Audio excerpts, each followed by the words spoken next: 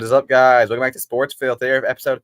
Actually, I think we should actually go back and look. I looked back and started counting them, and we're actually almost to episode 69. I'm not even joking. We're actually close to it. I forgot where we Welcome are. back to episode 69. We're not there yet. I'll have to count it again, but we're getting close. Don't worry. We're going to get to the real episode 69, and we're going to do something real. Never mind. So welcome back to everybody. Welcome to Sportsville. Huge week. We have all week one. Biggest week in the last. I don't know him, guys. I don't know him. Sorry. He's a guest. Okay. Anyway, as I was saying, we have all week one to cover and Thursday Night Football week 2, and we're going to predict all of week 3 and week 4 Thursday Night Football. Man, it's going too fast. We're already predicting week 4. Frick. Anyway, let's get right into this news, guys. Nothing more to say. Nothing more to do. We're going to be here a long damn time arguing, so let's just get this over with. Guys, starting with Jordan Love out 3 to 6 weeks. Welcome back to another soap drinking contest. What? What? All right. I got to hack some. Oh, that's Hoop 2K got hacked. Oh, what's good, Hoop 2K? Why do you have a Lamar profile picture if you're a Bengals fan? Well, I guess he supports his father. That's a good thing to know. But anyway, Jordan Love did miss 3 to 6 weeks. Obviously, we talked about injury. We didn't know the circumstances of it, but now we see 3 to 6 weeks. Definitely awful. Never playing Brazil again, as this guy says. Thank you, John. But anyway, this is not good news. I mean, we're having Malik Willis out. Please go get another quarterback. Go get Tannehill or something. Get Tannehill. Hold on. This isn't good news, but under the circumstances, it could have been much worse, and I'm glad it wasn't. Wait, can you guys see the Jordan Love? It was just all white. Well, now it's all white, but I don't know what. Hold on a damn minute. But I mean, under the circumstances, this could have been much, much worse, and I'm glad it isn't. Sucks that he's out for this long, and hope Malik Willis can absolutely cook up defenses, which I know he can, because he's my. Listen, I don't see him winning any game. They might get the Titans if they're lucky, but that's all I see him winning. So they're probably gonna start 0-4 or 0-5. I think we could see. What the hell? Why'd you hack? I would not hack him, bro. Okay, but anyway, I could see the Jordan Love coming back for the Vikings game week 4 or 5. I mean, I think week 4. But realistically, it might take till week 5 or week 6. We'll have to see. But I hope he gets back. And I still think the creators that hacked you. They wanted to get some revenge. I still think the Packers are going to make the playoffs and maybe even be a Super Bowl team, because I think Jordan Love, this team is really good, and they just hit a wall road against Eagles because it's the best offense in the NFL. But overall, Love looked great. Reed looked great. The secondary needs some picking up. Obviously, it should have been better. But you got to give them some respect because less slack, because that is the best defense best offense in the NFL. So this is not good news for the Packers, but I still think that they will make the playoffs. I think they have a good enough schedule and they have a good enough team when Love comes back. If he's back, they can absolutely make the playoffs. So even if they start 0-5, I still think there's a chance they can get in there. I think what needs to happen though is whoever their quarterback is needs to play at a high level. If they want to make the playoffs, you gotta win games while Jordan. You gotta try to win at least 1 or 2. Because Jordan Love can't win 10 games in a row and have a 10-7 record and make the playoffs. Exactly. I don't think he can win 10 games in a row. I think he's an amazing quarterback, but 10 games in a row is ridiculous for even Mahomes. Well, if he misses the first 5 games and they go 0-5, there's still 12 games left. So 12 games. I guess if it is less than 6 weeks. So he could try, but it's definitely not going to be easy. You're going to have a large winning percentage. If it's 3 weeks that he misses and they start off 0-4, you can easily come back from that. 0-4, yes, you can. 0-5 is going to be rough. That's a rough stretch. But 0-4, I think they could. They got to try to win 1 game, and the only winnable games I see is either the Titans or the Vikings. They can win one of those with Malik Willis, or hopefully they get someone better than that, because bloody hell. Anyway, Let's get to our next. Let's get to our next news. Okay, here we go. Oh, good Lord. Talk about an overpay. Here we go. I get it. I understand it, guys. Why should I be happy? This guy owns my team very badly.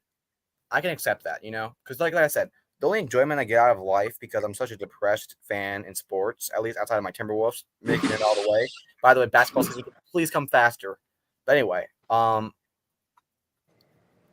only enjoyment I get out of the NFL, in conclusion, is them losing the playoffs. And why they losing the playoffs? Make a wild prediction here.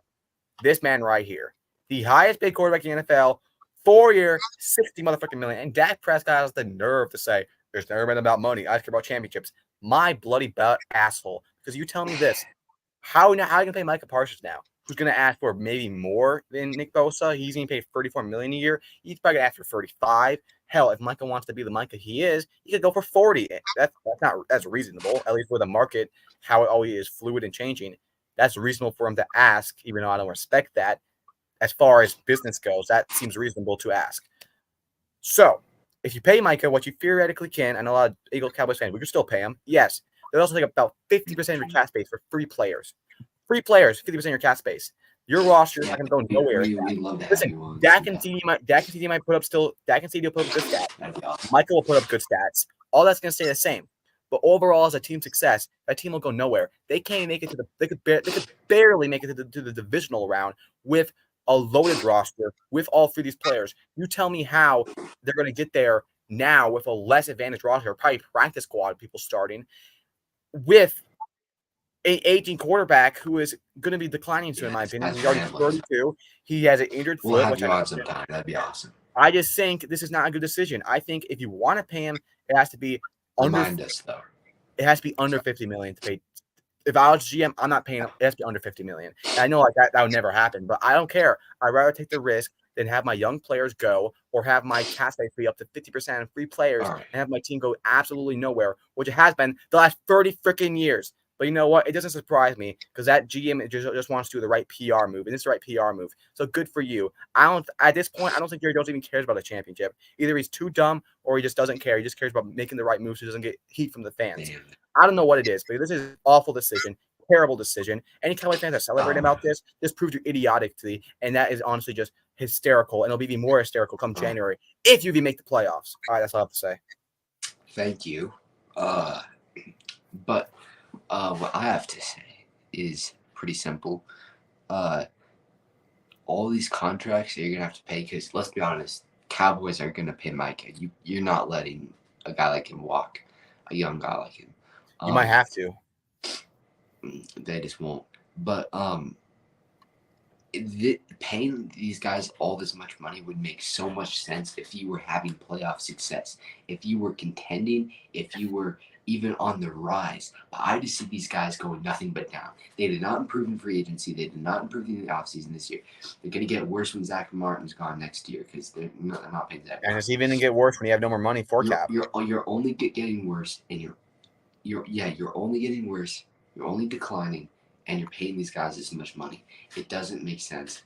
If once again, if you were Super Bowl contenders, if you were winning multiple playoff games a year, you were at least just on the rise, like you were improving, your quarterback could actually perform like an average quarterback in the playoffs, then, this contract would make sense. The CD contract would make sense. The future Micah contract would make sense. All this would make sense.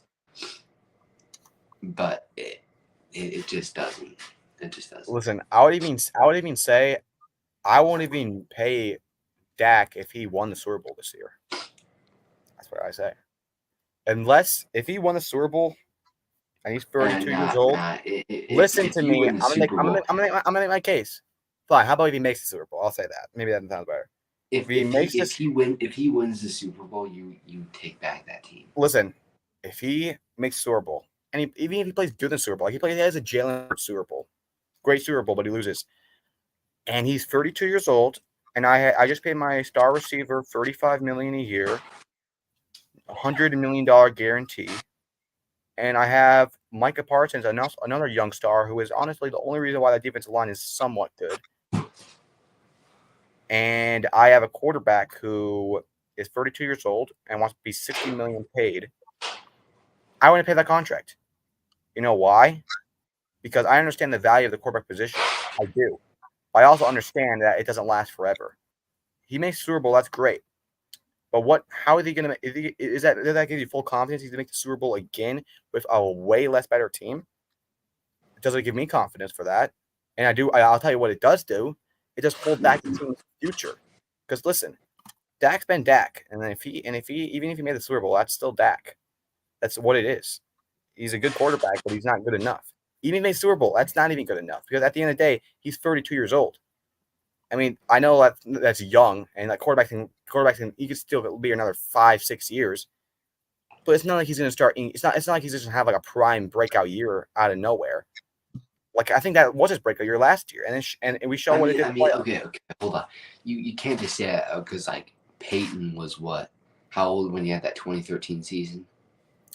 Peyton Manning. That season, he got under a contract that wasn't a big deal because he came off an injury that should have been career-ending, and he had surgery on his neck. So that's a bit different. And by the way, that 2015 Super Bowl was not because of him. May I say that was because he was out. He was out like 4 or 5 games that season, and in the playoffs, he provided, but he wasn't. That defense really helped him. So, listen, if Dak was like, I'm not opposed to not paying him. That's not the issue. I'm not saying you shouldn't pay Dak. I'm saying you shouldn't pay him $60 million. I would not pay him that. If he asked for $60 million, I say no. Because why I do that, I say, you know what, Dak, I'm gonna franchise tag you. You're gonna play out the year, or no, maybe I'll give you. You know what? I'm trying to think what I would do. I don't know what to figure out. All I'm saying is, I would not pay him $60 million. That's just not gonna go nowhere. Even if he made the Super Bowl, I mean, how is that even gonna involve anything? Because if you make Super Bowl, yeah, that is what it is. But that's not going to last forever. You have to look towards the future. A 4-year, $60 million contract to a 32-year-old quarterback who is not that great with a roster that was amazing. Probably one of the best rosters Dak's had. That's not going to last with that contract. So Dak had a good year. Even if you make the Super Bowl, under no circumstances so you pay 3 players and have to take up 50% of your cap space. You have to build towards the future. You can't just build on now. If you always build on now, it's at one point at some time it's going to crumble down. All right. And what's even historical about this is I'm talking about this in a circumstance of if they made the Super Bowl. They haven't came close to that. So that makes it even more worse. And by the way, if I'm the GM right now, and if let's say Jerry Jones just freaking fell down the stairs or something, and they call me to be the GM, all right, and I have to deal with Dak's contract and CD's contract, I'm not paying Micah next year. I'm not. Because I can't have that. I just cannot have 50% of my cap space go to that. Because I understand the circumstance of that. You just cannot build a roster around that. I'd rather trade him, get a first-round pick, and get someone younger, and just hope he's as good as Micah, which he probably won't be. Because the GM made a stupid decision making a not good quarterback, or not great quarterback, who's old, the highest paid over quarterback. It just doesn't make any sense. It's good for the Cowboys because like you don't for God knows what was happening. Maybe he said he would sit out games. Maybe he said this. Maybe he said that. Who knows what it is? And obviously that happens. They're going to get so much heat. But it's not that. This is not like the 2021 Rams where like you just go all out. They didn't do crap in free agency. They didn't do anything. They're just paying their guys who went nowhere, and they're making them go up way too much on the cap space. And it's not going to go anywhere else unless freaking that price that turns into prime Tom Brady. And you tell me any evidence to show why he would. When his last game, not including the check down Browns game he had, the last game he had was a blowout.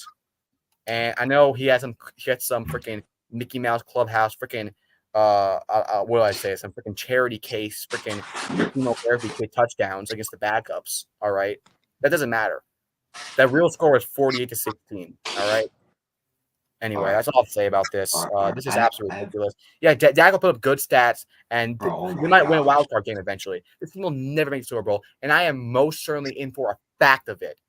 Now, after this offseason, when you lose Zach Martin, when you lose DeMarcus Lawrence, and when you can't go do nothing in the cap space, you can do nothing in the free agency.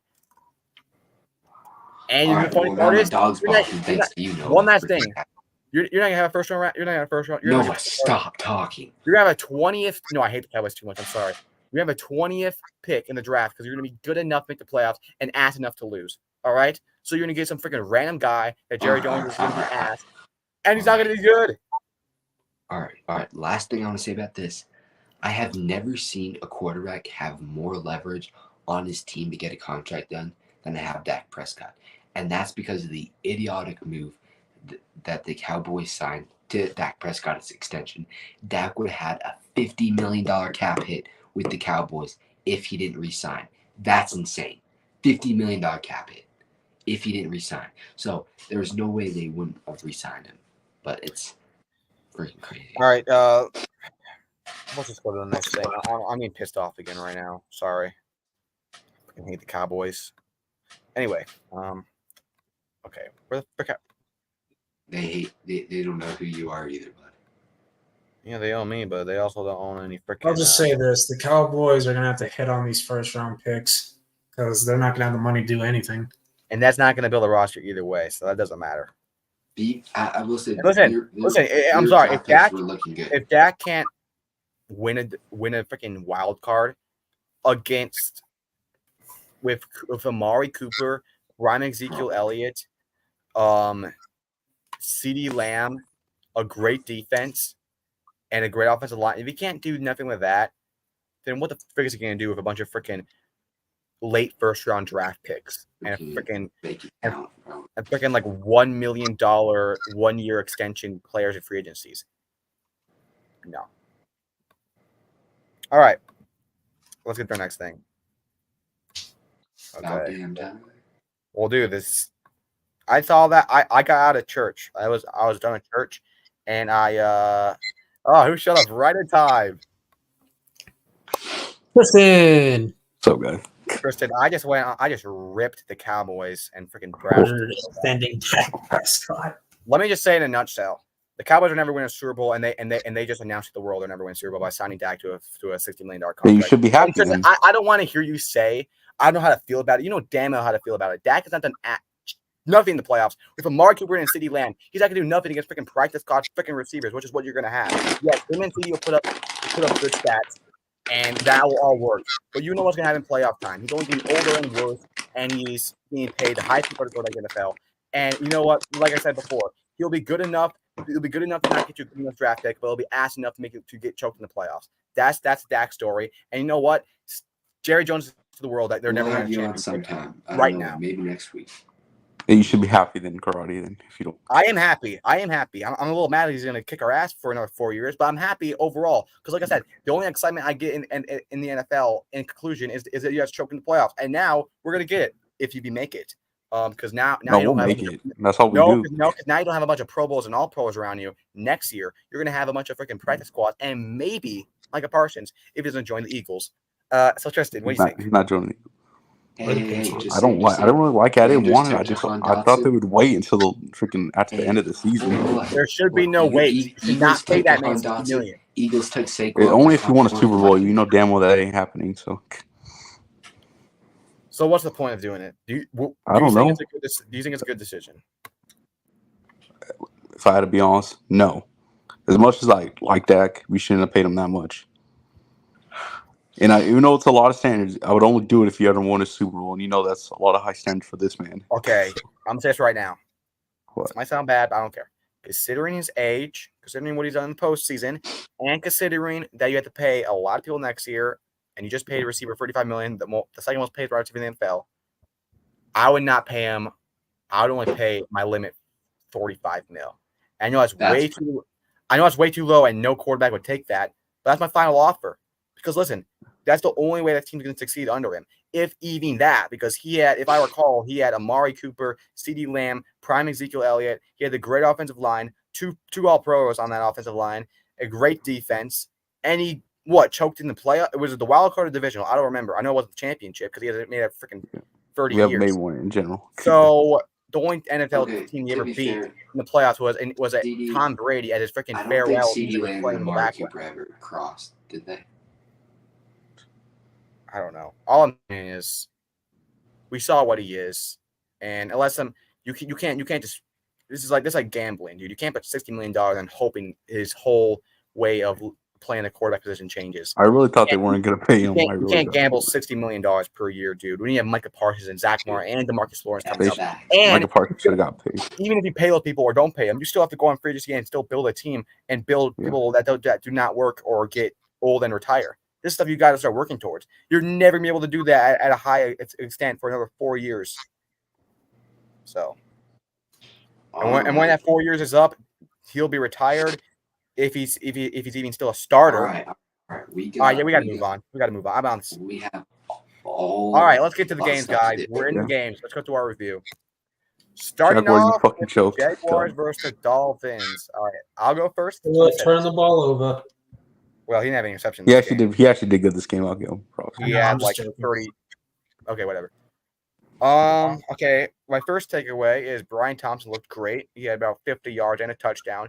And by the way, that touchdown was an amazing throw by Trevor Lawrence. Trevor Lawrence looked better. I still think he's just mid and solid, but he definitely had some good passes, but still wasn't the quarterback I should be. And he also just did the Trevor Lawrence thing. He just choked the game away. Against the Dolphins defense, that's not that great in my opinion. Yeah. And we saw that against the Bills. And their defense is also not that great either. Their offense not that great either. Sorry. And yeah, Tyreek Hill, he had a great game. He was arrested before, so that's interesting. Yeah, and he's calling yeah. for that I offset. motivated him. 80-yard touchdown. Jalen Waddle's had like a 90 yards. I think he also had a touchdown. And yeah, Tua, he was number one in passing yard, but after this game, I think he still is. Already. But Of course. this is the thing. All his passes are check downs, or it's That's all a he does. check down He's or a a wide open. left-handed quarterback too. Then he'll make that one big play, but oh my god, Tua this is guy's not so an good. exciting quarterback to watch. You know, like he just throws check downs or he throws wide open Tyreek Hills. That's crazy. That's crazy. Tua is not an exciting quarterback to watch when he throws dimes to Tyreek Hill. I mean, those are exciting, but I feel like Tyreek Hill makes them more It's not exciting. really. It's not. I I mean, think the any Terry Hill part's No, exciting. Evan, any single starting quarterback should make the pass he makes to Tyreek Hill. I feel like- All right, it's not. I know, a but you dime. said, No, you know the passes are exciting. They're exciting because you can see Tyreek Hill run 80 yards, which, by the way, no other receiver would be able to get that open. Like I feel like Tyreek the Hill, commentator makes it more not exciting even Justin too. Jefferson. So no, he's not an exciting quarterback. That's an exciting When play. I watch Tua play, all I see is check downs and wide open passes to Tyreek Hill. I only get excited in the game of like seeing players play is when he throws a wide open Tyreek Hill going like 90 miles per hour. All right. So no, he gets the job done. He's a good enough quarterback, but he doesn't get me excited. He doesn't make any name one time you've seen Tua throw like a pass where it was like a dime, or it was like through like it was like right to the receiver's hand and right to this, where it's like a tight window. I don't ever see that with him. All right. If he ever does do that, it's bounced off his shoulder and interception, which we'll get to. There's But anyway, times, but 80 like, yeah, oh my he was god, good that was a enough. risky throw. But he 80 made it. touchdowns are exciting, no matter. In my They're- opinion, both They're of these exciting, quarterbacks- but it's mostly because they're receivers. the Like, game they're was exciting. pretty good. You know, Jaguar, you had this great. game. I know it. The Jaguars defense looked not good. Their secondary looked good. Their defensive line needs to be better because the Dolphins O line's not that great. And Brian Thompson Jr., great receiver so far. I think he's the third best rookie receiver that we've seen. So yeah, great play. And Trevor Lawrence also made a great pass to him in the touchdown. That's all I have to say about this. And yeah, Zone. Okay. Yeah. I was watching the Bengals get fucking whooped during this game, so I did watch the highlights of this though. Brian Thomas had a great game, which I love to see. LSU, but Tua played average. Trevor Lawrence played Average. I'd say average, maybe above. But, it was an exciting game. I mean, like, these quarterbacks are not worth 53 and 55 million. Yeah. But Jaguars defense definitely concerning. Besides Joshua, or what's his new name? Josh Hines Allen. Yeah. Yeah, Josh so they don't Allen. confuse it with Josh Allen. Josh Thank you Hines. for the about the jersey, asshole. Anyway, my heritage. Okay, sorry. Go ahead. And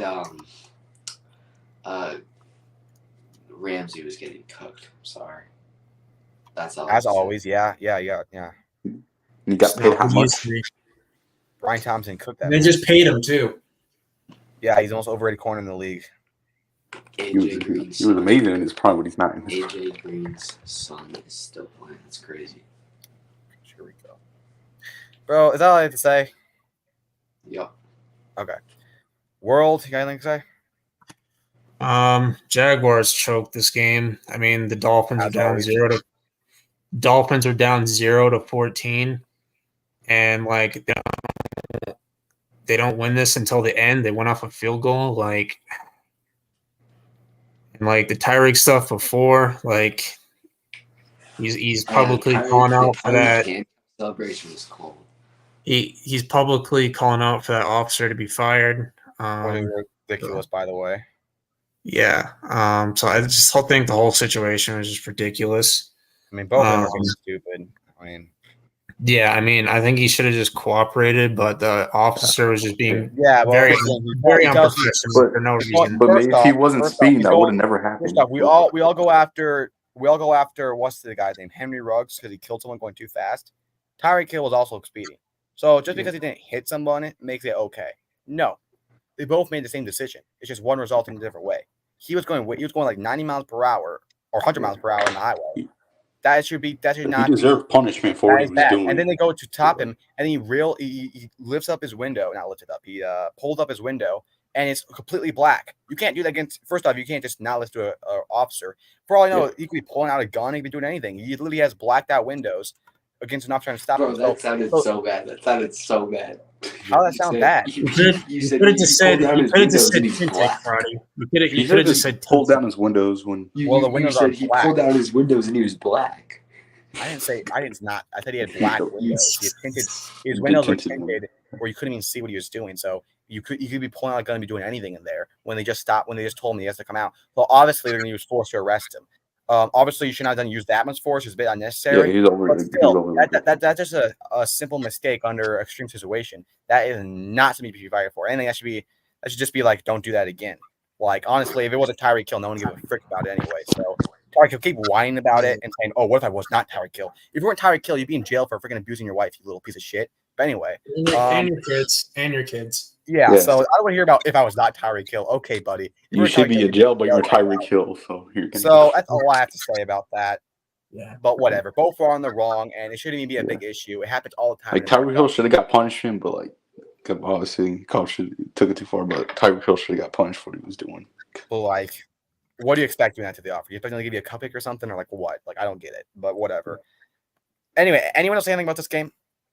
No, just Jaguars choked. I mean, it was entertaining. I'll say that. When it came to like the end, but my opinion hasn't changed on Tua and Trevor Lawrence. I think both are extremely overpaid, and I think they're serviceable quarterbacks at best. That's pretty much all I have to say about this game. I will say this: they both match their teams as a serviceable quarterback. Dude, all those messages Trevor Lawrence matches the Jaguars as a serviceable quarterback to a match. Tristan, you say anything? Did I miss anything that No. you said? No, I didn't say anything. No, don't make like count of mine. What? There's a bunch of weird fake. I don't see anything. I know because I banned them all. Yeah, and also I'm a mod on here, so. Okay. Anyway, all right. Okay, Texans versus Colts. Now, I knew this was going to be a good game. The best running back in the league. Okay. All right, well, let me say this. First, Jonathan Taylor, right? Amazing game. He had one, I think, like our top 3 longest pass in the NFL. Like, not even kidding. That was amazing, too. Amazing pass. And then that one wide receiver, like Alec, whatever, he was going off. But yeah, Colts, great game. I loved what I saw. AR did miss a wide open on one of them. Okay, whatever. You still have like 50 rushing yards, 2 passing touchdowns, 200 plus passing yards.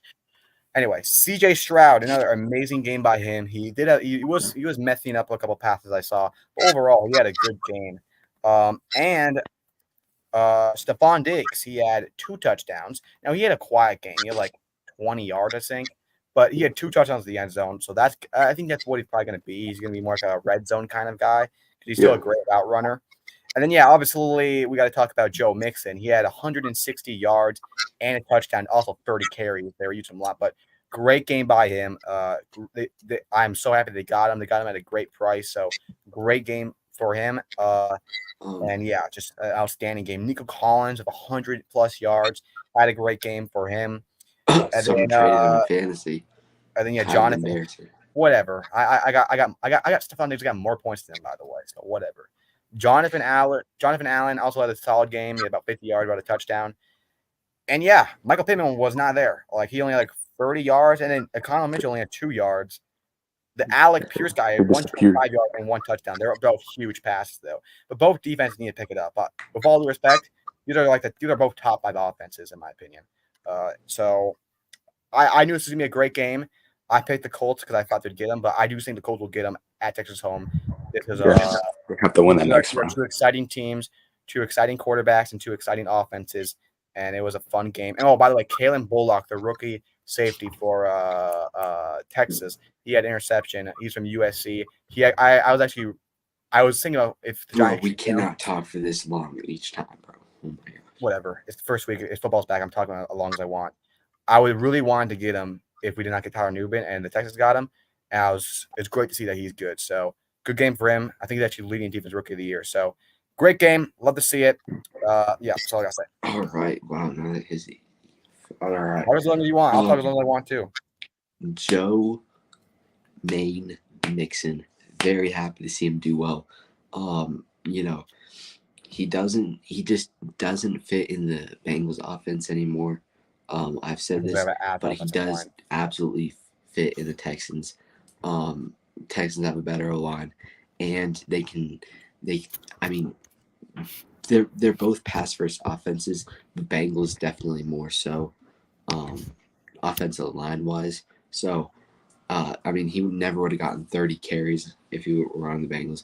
But I'm very happy to see him do well. He played great. Very happy for him. Top 10 career game for him. You know, good game. Happy for him. Nico Collins did great. Stephon Diggs did great. Stroud did great. AR did. That throw was amazing. Michael Pittman did absolutely nothing. AR-15 did miss. What was his name? Is it Josh Downs? I forget who it was. He missed somebody who was wide open in the end zone. I'm talking wide open. That happens, After he just threw a bomb, but he had a great game. And yeah. All right, World Tristan, got anything? This is what division rivalry games should be. You know, close, competitive, and C.J. Stroud and Anthony Richard were basically what was advertised. They both looked freaking amazing. Richardson had 2 great throws. One was by the Pierce guy, and I think the other one was Josh Downs. I don't remember. It was both Pierce. Okay, never mind. Like prime Cooper Cup out there, literally. But Stephon Diggs had 2 touchdowns. He didn't put up a lot of yards, but he still had 2 touchdowns, so he still did something. Texans defense still needs a little bit, of work. But it's kind of a new team, so everything will come together by the playoffs. But this is one of the more entertaining games of the week for sure. And I think the Colts could have very well stole this game. Well, not really stole because they're the home team, but they're very close to winning. If they got that 2-point conversion, they could have sent it to overtime and potentially won. But both teams are very exciting. I think Anthony Richardson is going to be really good for years to come. And he could have won Offensive Rookie of the Year if he was healthy last year. But, great game by both teams. Nico Collins had a monster game too. That was good. Yeah. All right. Coming up the rankings. Now, All right, this no, is I'm my. going to talk first because you're going to have a whole yap sesh. So, You want me to talk first? Marvin Harrison Jr. Oh. was freaking. I can't say that, but yeah, he was completely gone. Josh Allen had a great game. Kyler Murray played great. He was being kind of a bit he was being annoyed about Marvin Harrison Jr. not being targeted in the press conference. I agree with him on some of it, but that's besides the fact. Terry McBride played all right. Terry McBride played all right. what's his name? Khalil Shakir. He played good. James Cook played good. It was a high-scoring game. It looked at one point that the Cardinals were definitely going to run away with it. I mean, they were up big, and then Bills kind of came back. But good game overall. Yeah, this is my pick for game of the year. I mean, well, not year. Game of the week. Whoa, buddy. I'll chill. No, game of the week for sure because, yeah, Cardinals were up big. Josh Allen had a fumble. It was not looking good. The Cardinals offense was looking really good. And I don't think it's really too much of the Cardinals offense. I think it's more of the Bills defense not being that great. Yeah. But then Allen picked it up. He played amazing. Probably the best player of the week so far. He had 2 passing touchdowns, 2 rushing touchdowns. One of his touchdowns was a crazy play he made where he was being like, he jumped up and threw it. It was great. And then, yeah, overall, no turnovers because of the fumble, obviously, but no picks. He was just playing amazing. And I know Cardinals defense is not so good, but the way he picked it back up and the way they got the momentum moving, that's what an elite quarterback does, and that's what we saw from him. And it was amazing. As far as everything else goes, I'll just dress up in the room. Marvin Harris Jr. 4 yards with 1 catch. Not good. He was like wide open one play. Yes, I'll get to that play, but I will say he did get a pass, and he missed a wide. He dropped a wide open pass. It was bad. But overall, respect to the Cardinals though for putting up these numbers. He was wide open in the end zone. It could have been a game winner, and Kyler Murray didn't see him. Either it's him, or we might be having a different and Kyler conversation. Murray, I'm sorry, he's a okay enough quarterback. I don't think he's a great quarterback. He's good. He's a good rusher, but he's not like even back in like the 2021 days. I didn't even think he was that great there. But yeah, Marvin Harris Jr. He just needs to get more involved, and honestly, he just needs to pick it up. Also, it's on both sides. I mean, the way he was running his routes looked really weird. I mean, he runs like a video game character. Maybe that's just the way I saw it, but he just ran really weird, in my opinion. But yeah, there was a guy on the Bills defense who had like 3 sacks. Who was it? Yeah, Greg dude. He had 3 sacks, which I know is not saying much. Greg Rossero or something. Great game for him. Yeah, 4 sacks allowed. Von Miller got a sack. Oh my gosh, holy frick! I thought he was good for him. But anyway, yeah, Von Miller's back. Well, not really. It's the Cardinals, but yeah, Cardinals could be a competitive team if they just work on it. Had they had this game. And they just actually get Harrison more involved. Because if Harrison was involved, they would have won the game. It would have beat the Bills. Yeah, you have a different conversation. Yeah, overall, good game. I think Josh Allen looks amazing. I think he is definitely my pick for the MVP as far as now, and maybe even overall, because I know a lot of people are criticizing, maybe he couldn't be this, it couldn't be that with the receivers. I think he can be that. I think he could be even more without having to feel like he needs to target a guy more. Now he's open and play the way he wants to, and we see what he's doing. We see what he is, and he is, outside of Lamar Jackson, he's one of my most fun quarterbacks to watch on NFL. It's Lamar and Allen. They both make exciting plays. They're both amazing quarterbacks. So great game. Love it. And also a punt return touchdown. That was also awesome to see. Yeah. Especially with the new rules. We're probably not going to see that a lot. So great. Anyway, that's all I got to say. Anyone else? Yeah, that's good. Okay. Great game by Josh Allen. TJ Watt, he has to win that award this year. Come on. Well, he didn't get AFC Mother freaking God. If Myles Garrett wins it again over him, I'm going to lose my shit. I mean, yeah. Okay, so this game was just exhausting, dude. The fact that the Steelers are the only team in the division that did not get a touchdown, and they're the only team that won is freaking insane. And probably the most Steelers stat I've ever heard in my whole entire life. So, okay, so I just they're so boring to watch. The Steeler way. The first thing I gotta say is Kirk Cousins, dude. I mean, I trust. I'm gonna give him some time to maybe hold on because it is the best defense in the NFL, in my opinion. But, dude, it would just not look good. 2 interceptions, 2 bad interceptions. And yeah, Kyle Pitts got a touchdown. Yeah, thank God. I wasn't even starting him, but he misses a lot of passes to Drake London. He was not getting the ball out fast enough, and the O-line looked bad. I mean, it was bad. I know it's the Steelers defense, but this O-line supposed to be top 10. I heard it did not look like that. Bijan Robinson was not involved as much. He didn't get a lot of attempts. Kirk Cousins did not look good. And honestly, if the offensive line performs like this, which I doubt it will because it's Steelers defense, but if they do, Kirk Cousins is not even getting pressured. It might get injured, and it might be Michael Penis time. It might be. But yeah, overall, dude, the Steelers. This kid. Justin Fields. All he did was throw a bunch of checkdowns. He had a decent game, but like George Pickens, the only thing good on that offense. Too much about it. he got the ball to Pickens. I'll give him that. He had a couple good rushing plays, but he just could not get it done in the end zone. Honestly, and by the way, frick the kicker, 20 points on fantasy against me. Bro, that's some bullcrap. Ben, you know what? Ben It's only really picked not that his guy. fault. Ben only picked that guy on the freaking Steelers. That's the only reason why Ben picked that guy. So stupid. So stupid. But Matthew Judon got a sack. Good to see that. But the Steelers defense, even with it being just field goals, I want to see more from them. This is Justin Fields. They should have got to him more. The Steelers' offensive line was supposed to be bad. It did not look bad at all. It looked really good. So yeah, this is just a dreadful game. It was just not a fun game to watch. And yeah, Kirk Cousins, dude, he's looking way overpaying. So it's just one game. I'm gonna give him time. I'll give him one chance. It was week 1. It's just, but like, come on. I gotta see him show up on Monday Night Football, which I know will never happen. I didn't watch all this. It wasn't even prime time here. All right, Zone. I didn't watch all this game, but it just looks like just boring game, to be honest. I mean, 6 field goals for the Steelers. So I think Boswell is by far the best player. But I'm kidding. Okay. But offensively, the Steelers just didn't look all that great.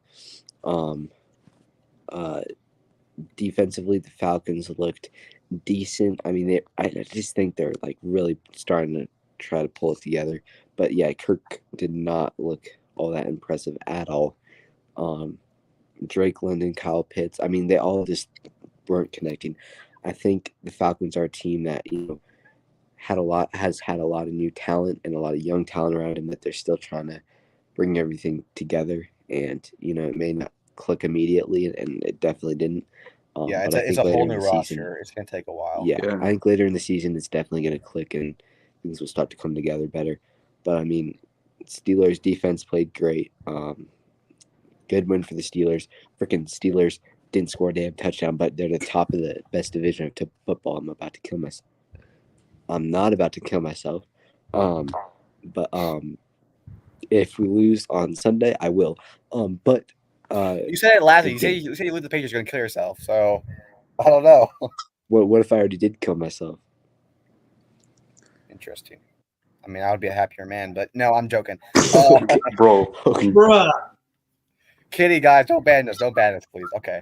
Ban him. The Falcons' success all comes down to Kirk Cousins, in my opinion. They have a good enough roster. They have a good roster. It comes down to the quarterback. Decent, good defense. Cousins did not step. If he would have stepped up, they would have won the game. So we got to see it. I think he's gonna have like 3 touchdowns, like 1 pick. Why? I don't know why. I don't know. No, I actually thought he would actually play good this game, but I guess it's his first time.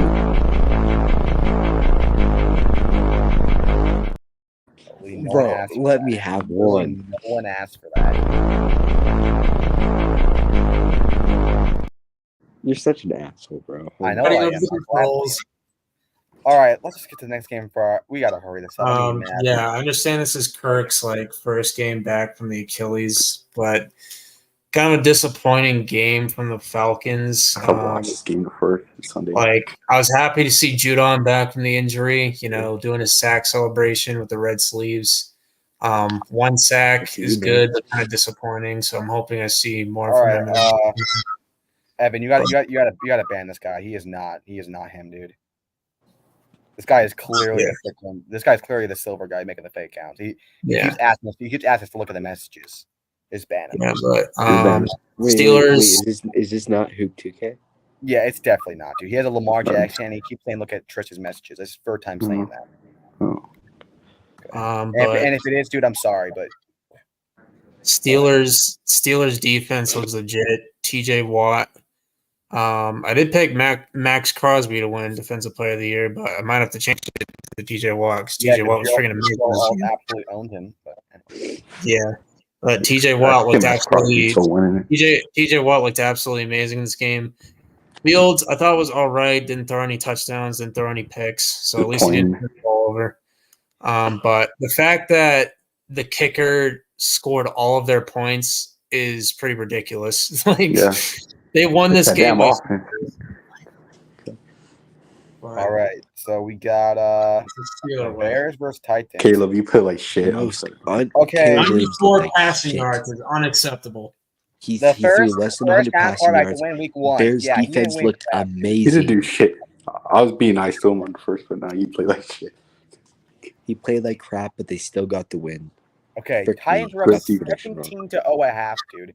And Will Levis was looking really good. And then it all goes downhill. Will Levis throws 2 interceptions. One was a pick six where he goes like this mid-play. I'm like, dude, are you kidding me? Are you kidding me? You're literally standing there like this at mid-play. On your knees. You must be like, it looked like your girlfriend almost. Anyway. Ex-girlfriend. Bro. Sorry, out of wait, line. you mean his girlfriends? You mean? Yeah, he has. I don't know. That guy's weird. He has like leaked videos, Mayo clone. That guy's a weird dude. Anyway, Yeah, he is kind of yeah. Let's look at this. Caleb Williams, 14 for 29, 93 yards. Dude, what are you doing? Oh my God. Bro, 93 yards. he was not the best player for the Bears. I can tell you that right now. Like there is. Dude, you have to go against the Texans next week too, dude. And dude, he didn't complete anything. And good luck with that. He overthrew Keenan Allen like 2 times in the game. Yeah. One in the end zone and one like on a dig route or whatever the hell it was. It was just a route going forward, not a dig route. But like it's just like I know it's just week 1 and Titans have a solid defense, but like we gotta see more than that, not just checkdowns. Also, DeAndre Swift only 30 yards, pretty disappointing. As far as Titans go, I mean Tony Pollard played good. I'll give him Tony that. Pollard, now you want to score touchdowns when you leave the cow. Now you want to score. Okay, I see you. It's just how it is, Tristan. When they leave the Cowboys, they start popping off. Yeah. And Tyler Boyd, the better than Darius Slayton, had 18 yards. So I'm just gonna say that. But anyway, Zone. yeah, this game was just Zone. trash. Oh my gosh. The fact the Titans blew a 17-0 lead to a Yeah, freaking dude. quarterback. And I had who was them winning too. one of the worst quarterbacks this week. Come on, dude. Serious Titans. That's why I can't get confidence in Titans, dude. You just cannot do that. And Will Levis, this might be his last year. If he keeps playing like this, then I know Bears defense is solid, but like, Yeah. you can't make those passes. What the fuck was that interception that that last one? Yeah, he's on his knees and he just tosses it, and then it just gets picked off or pick six. Like that was one of the stupidest throws I've ever seen in my life. Yeah. I think there's another punt return touchdown here, wasn't there? On the But Bears? yeah, I think it was the Titans that fumbled it. I don't remember what it was, but yeah, this was a good game. All right. Let's go to the next one. We got Oh god. All right. Evan, Come you're going first. You're going first. Go ahead. Actually, no. World goes first because he won. Go ahead, World. Yeah, go ahead, Rose. All right. I'm excited. So my statement did not age very well. I said they didn't need Jamar Chase or T. Higgins to beat my team. Or Joe Burrow, by the way. Really, I was wrong Shut up, because I underestimated Ramondre Stevenson. I underestimated this defense. Now, I said before the stream that if this was a game late in the season, I don't think the Patriots win this game because the Bengals always start off slow. But Ramondre played amazing. He earned that. He's trying to earn that contract that he got a couple months back. 120 rushing yards and a touchdown. Very good game from him. And then the defense played great. Keon White stepped up in the absence of Barmore, 2.5 sacks on Burrow. So very impressive. Thanks, the one Trent guy Brown. that needed to step up, and he did his job. It's good to see the new era start off with a win. The players were all happy. They dumped Gatorade on Gerard Mayo, which is pretty funny. But Christian Gonzalez did pretty well against Jamar Chase. He looks really good. Let's see, what else did I want to say? Special teams did well, which is really weird because last year we were one of the worst special teams. Oh yeah, do you remember the And Giants? Joe Cardona, out of all people, smacks the ball away and gets the ball back on the punt. Thanks, Charlie. And Kyle Duggar, man, like did really well. Like I think was it Zach Moss or that other dude was going in for the end zone, but like smacked the ball away. Tanner No, Hudson. that was that one tight end, right? Tanner Hudson, yeah. And then like Mike Gesicki, it looked like he got a touchdown. I'm like, of course, out of all people, it has to be Mike Gesicki. And I'm like, oh wait, they overturned it. Never mind. Freaking.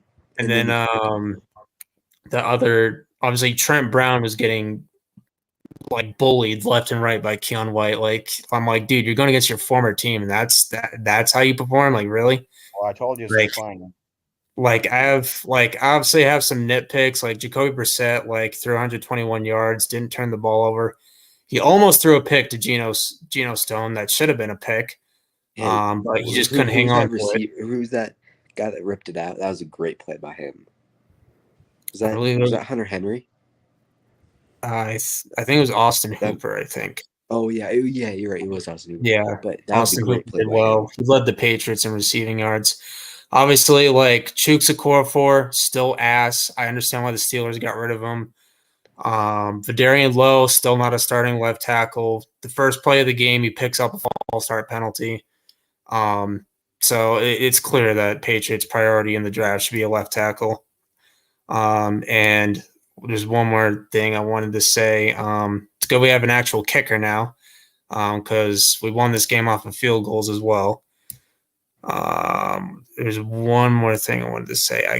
Receivers. I need to see more from the receivers. Jalen Polk did not get targeted that much. I want to see more out of him. Douglas, he was one of our best offensive players last year. I needed to see a bit more from him, but it's the first game, so yeah. Real quick, wait, Will, did you watch this game live? No, I didn't. Bro, let's go on Stream East. Should I say that? I'll just watch it. Let's go on Stream East. I All was right. watching. That's why I sadly watched the Giants game. All right, go ahead. I need All right. I'm gonna start off with this game with killing myself. But Yeah. All right, go ahead. God, dude. You could get in trouble. okay. Sorry, I had a spasm. I have a mental problem. Sorry. Okay. Being a Bengals fan is the most confusing, upsetting, depressing, emotionally paining thing I could possibly imagine. Oh, get the hell. Be a Um, Giants fan for 1 week. No, but it's more confusing than that. I mean, you guys just suck. We like suck sometimes, good sometimes, and then we suck again. This is just That sounds like my team. Oh, fuck. You guys This suck. is just We like- suck sometimes and suck again. Okay. Oh God. All right. Of course, you imagine that, G-men. Whew. Sorry, Um, I just saw Dexter Lawrence Instagram. Go ahead. all right. Okay. All right, I Okay, got you. okay. Sorry, go ahead. I'm sorry. I don't even know where to start off. Okay. Okay, what's the first excuse? Yeah. Nah. So why do we do this every year? Why do we start off bad every year? And I'm not using this as an excuse. We could, just be worse than the Patriots for all I know, but I know we're not. Why do we start bad every year? And the first time, okay, we started off sloppy. Second time, okay, now it's getting confusing. Third, fourth, and now fifth time. This is not a coincidence. This is a coaching problem. Not getting the players prepared for the start of the season is concerning. I don't know if it's Zach Taylor's fault. I think he's a great coach. Make him play caller again. I don't know why we had our offensive coordinator so ass at play calling. But something needs to change in the offseason. I don't know what we're doing. I don't know what I don't know what the hell's going on, because this is just unacceptable. We are not a worse team than the Patriots. Patriots played a great game. Two guys that I want to say had horrendous games is Trent Brown. What the fuck? I'm sorry. What the fuck? 3 sacks allowed. He even said on an interview, worst game of my career. No. Sorry, I'm done saying that. No shit, it's the worst game of your career, because it's the worst career game ever. But hopefully you can come back. But it's no excuses that we have even a few backups in. Like, yeah, no Teagues. Yeah, no Chris Jenkins. Yeah, no defensive tackle 1. No Amari Smims. I don't care. We should not be losing to the Patriots.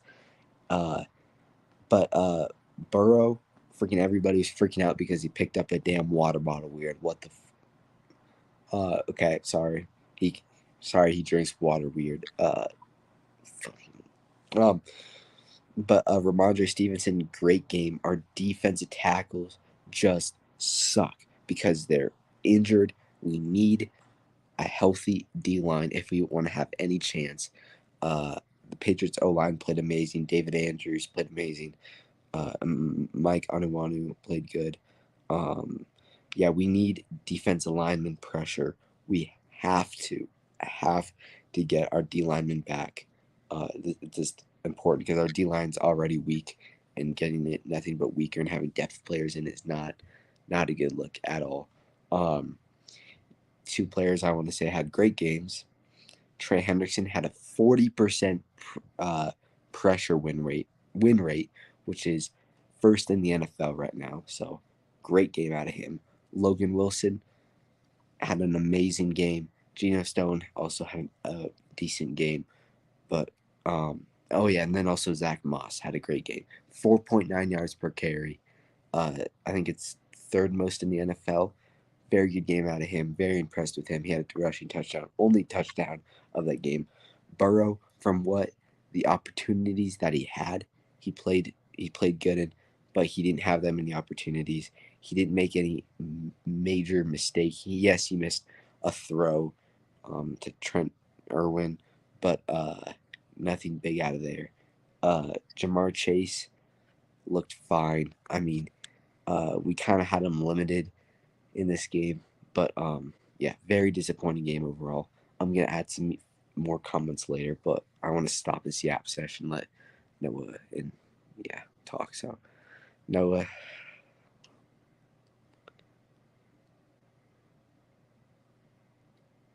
you're on mute, you dumbass. I wish I just let you talk, because then you couldn't be mad at me because I didn't mute Do you. you want me to leave again? Is that what you want? No, I'm joking. I didn't mute you though. I didn't mute you. Oh, yeah, you did. All right. That must have been me. I don't know. All right, whatever. Okay. So, I feel just like you got to be good. Okay. Well, I'll start with the obvious. What the actual hell? I know they usually start off bad. I expected that maybe it could be a close game. That's even a maybe, because this isn't just like a bad team. This is a bad team, and it's like even worse than it is last year. I mean, way worse than it was last year, in my opinion. I mean, okay, what do they do in the free agency? They let their best player go, Matthew Judon. If your best player on a 4-13 leaves, and you have a backup quarterback starting, I mean, what the frick? I mean, Jacoby Brissett is literally out there for one sole reason: the show. He's literally out there to show not Mac Jones. Sorry, world. He's literally there to show Drake May what not to do. And all he did was show him what to do at this point, because that's what he's out there for. He's out there to develop him under good teams, because they're clearly rebuilding, and they clearly show that by trading them. This is a rebuilding team, and you lost to it. One, and it was terrible. And I heard all offseason that your offensive line's better, all this humba jumba. You know, it's even more ironic. You told me in 2020. No. Our offensive line is better. We had multiple injuries. We had a backup. Okay, sorry, I misspoke. You said your offensive line is good. And I'm sorry. The only offensive lineman that didn't play good was Trent Brown in this game. Every other offensive lineman played great. So, yeah, you told me that their offensive line's good now, and I saw 3 sacks. And it doesn't matter if it's one. Yeah, and all 3 of those sacks was by a backup offensive lineman. Okay, a backup. Trent Brown. I thought you said he's amazing. I thought you said he's this and he's that and he's all that. He had one bad game. So Kayvon Thibodeau had an ass game too. For a reason, he had a bad game, but our whole defensive line wasn't bad. Our defense actually had a sack. You allowed 3 sacks. Allowed 3. Yeah, Trent Brown was the only one that allowed the sack. So you hearing me? Okay, so let me just paint a picture here. If you have an offensive line, right, that allows 3 sacks. Let me paint a picture for you. 6% pass win rate for Kayvon, and you're defending him. I'm gonna defend Trent Brown. They both had ass games. Cry about it. You're just a biased fan. All right, bro, go. See, this is what I do. I'm literally trying to talk here, and you're trying to interrupt. I let you go on a minute rant. This is why you're so annoying. You don't let nobody speak. All right? I'm going to continue what I'm saying, and you can criticize it when I'm done, all right? Back to what I was saying. Your offensive line's still ass. This is not just an ass team. It's not, though. It's not. I am talking. You're talking out of your ass, though. I feel like Trump in a debate right now. One, because our backup offensive lineman was ass. Our entire offensive line is ass. When we had a top 10 ranked offensive line this week, other than Trent Brown, that's just not okay. You know, Evan. I'm just gonna let you keep. You just talk about everything you think I'm gonna say. So you can let it go. I'm done talking. No. Everything you think I'm gonna say, just tell me your thoughts on it, so you can just get it out now. So I don't have to be interrupted every damn minute. Bloody hell. So yeah, the offensive line's ass. So yeah, back to what I was saying. Overall, this is just a bad game. First off, I do want to talk about on the Patriots plus side on Christian Gonzalez. This guy has been amazing against all corners. We've seen him do amazing against Tyreek Hill. We saw him do amazing against Receivers. we saw him do amazing against Garrett Wilson. So I'm not gonna criticize Jamar Chase for getting locked up by him, because at the end of the day, this guy could be a top 5 corner if we just had to let him play out the season. We don't know what he is, but he played amazing against Jamar Chase. I'll look at the stat right now. Yeah, he had 3 catches for 15 yards and 40 route runs against him, so just got absolutely demolished. But to be fair, Hold on. Jamar did not have 40 route runs against Christian Gonzalez. That's not true at all.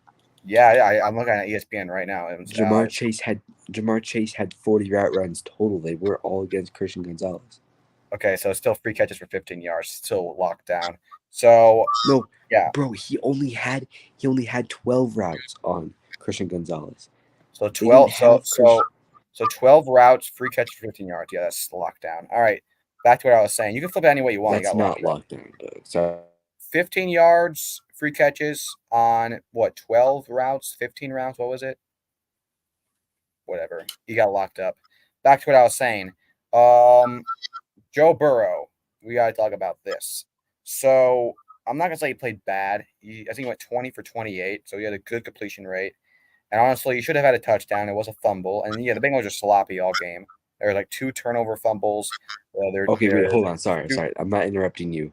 Oh, well, I am, but not because you said something wrong. I forgot to talk about the fumbles. If we didn't have those 2 fumbles, we would have won. But I'm not even gonna pretend like that's an excuse. You should have been in that scenario. Fuck you, Tanner Hudson. Fuck you, Charlie Jones. You freaking sold Charlie Jones. in the red zone. Freaking Tanner Hudson, really? And then you gave them all those points, Charlie Jones. Frick you guys. Sorry. All right. So yeah, we obviously know that Joe Burrow usually starts off wrong, or just not even more just slow. I hear a lot of people call him Slow Burrow. That's not nice. Don't call him that. But anyway, I feel like that I'm not gonna say an excuse, but that reason could be used for maybe upside of it doesn't mean that the season's over, because hey, if the Ravens or the Chiefs had the exact same game, we would all go after them. We would crucify them. But the reason we're not doing that 100% to the Bengals, because we know what they have done before. We know what they've done after those games. So we can't go fully off them. But what we can do, but what we also cannot do is use that as a full protection and saying just because they start off bad, other season they picked it up means it can happen now. Because at the end of the day, there's a first for everything. And this is a new season, new players, and new time. I mean, you never know what could happen. For all we know, they could be worse than the Patriots, and they could be a bad team, because we don't know. Because what we did see is them allow 3 sacks. We saw a floppy offense, terrible play calling. They did not get Jermaine Burton involved at all, which he should have been involved, especially without T. Higgins. Yeah, and Jermaine Burton didn't play at all. That was bullshit. And yeah, their stop the run game is still one of the worst in the NFL. They cannot stop. They couldn't do it last year, and they can't do it this year, and it's just bad.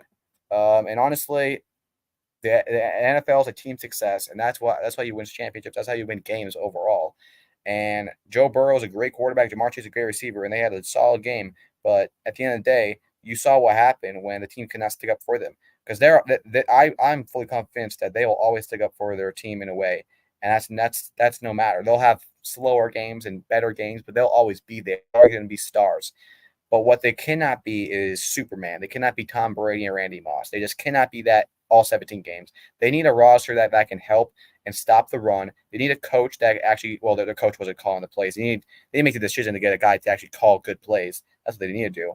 And they also just need better offensive line schemes. They need better offensive linemen in general. They need to get people. They need to get a better defensive line, and they just have to get better overall. Because, like I said, I mean, you're gonna pay Jamar Chase at one point. I know there's issues with the fully guarantee and the $90 million, all this stuff, but they're definitely want to get a contract.